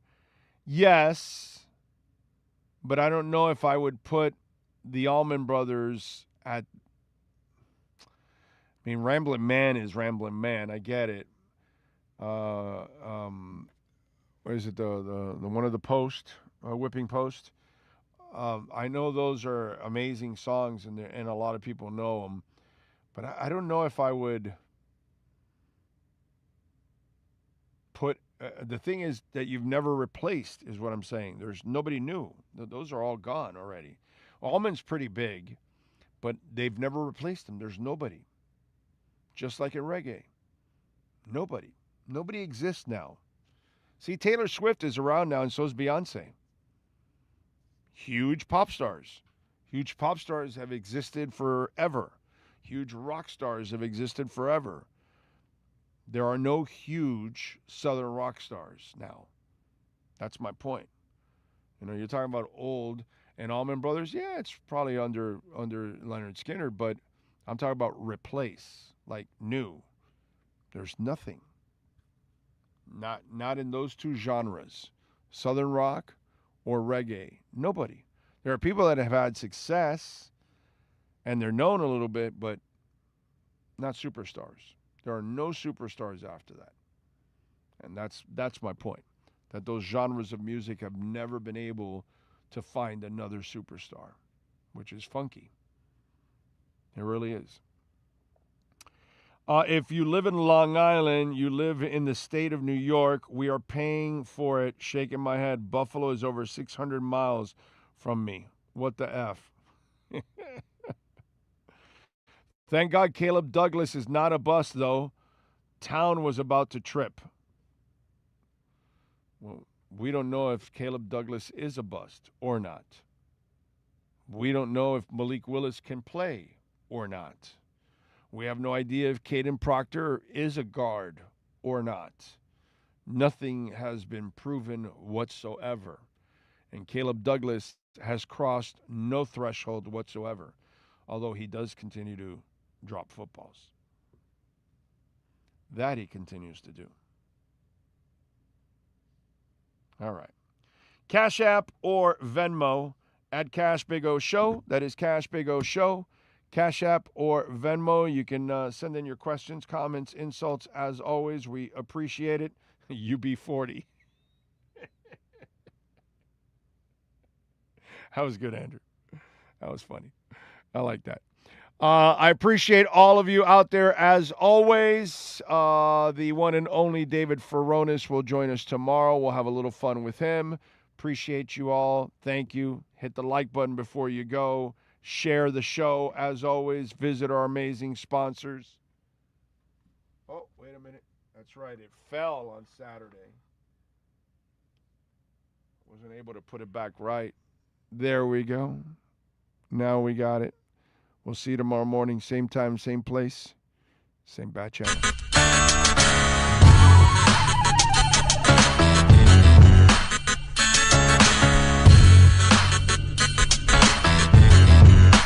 This is the Big O Show. This is the Big O Show.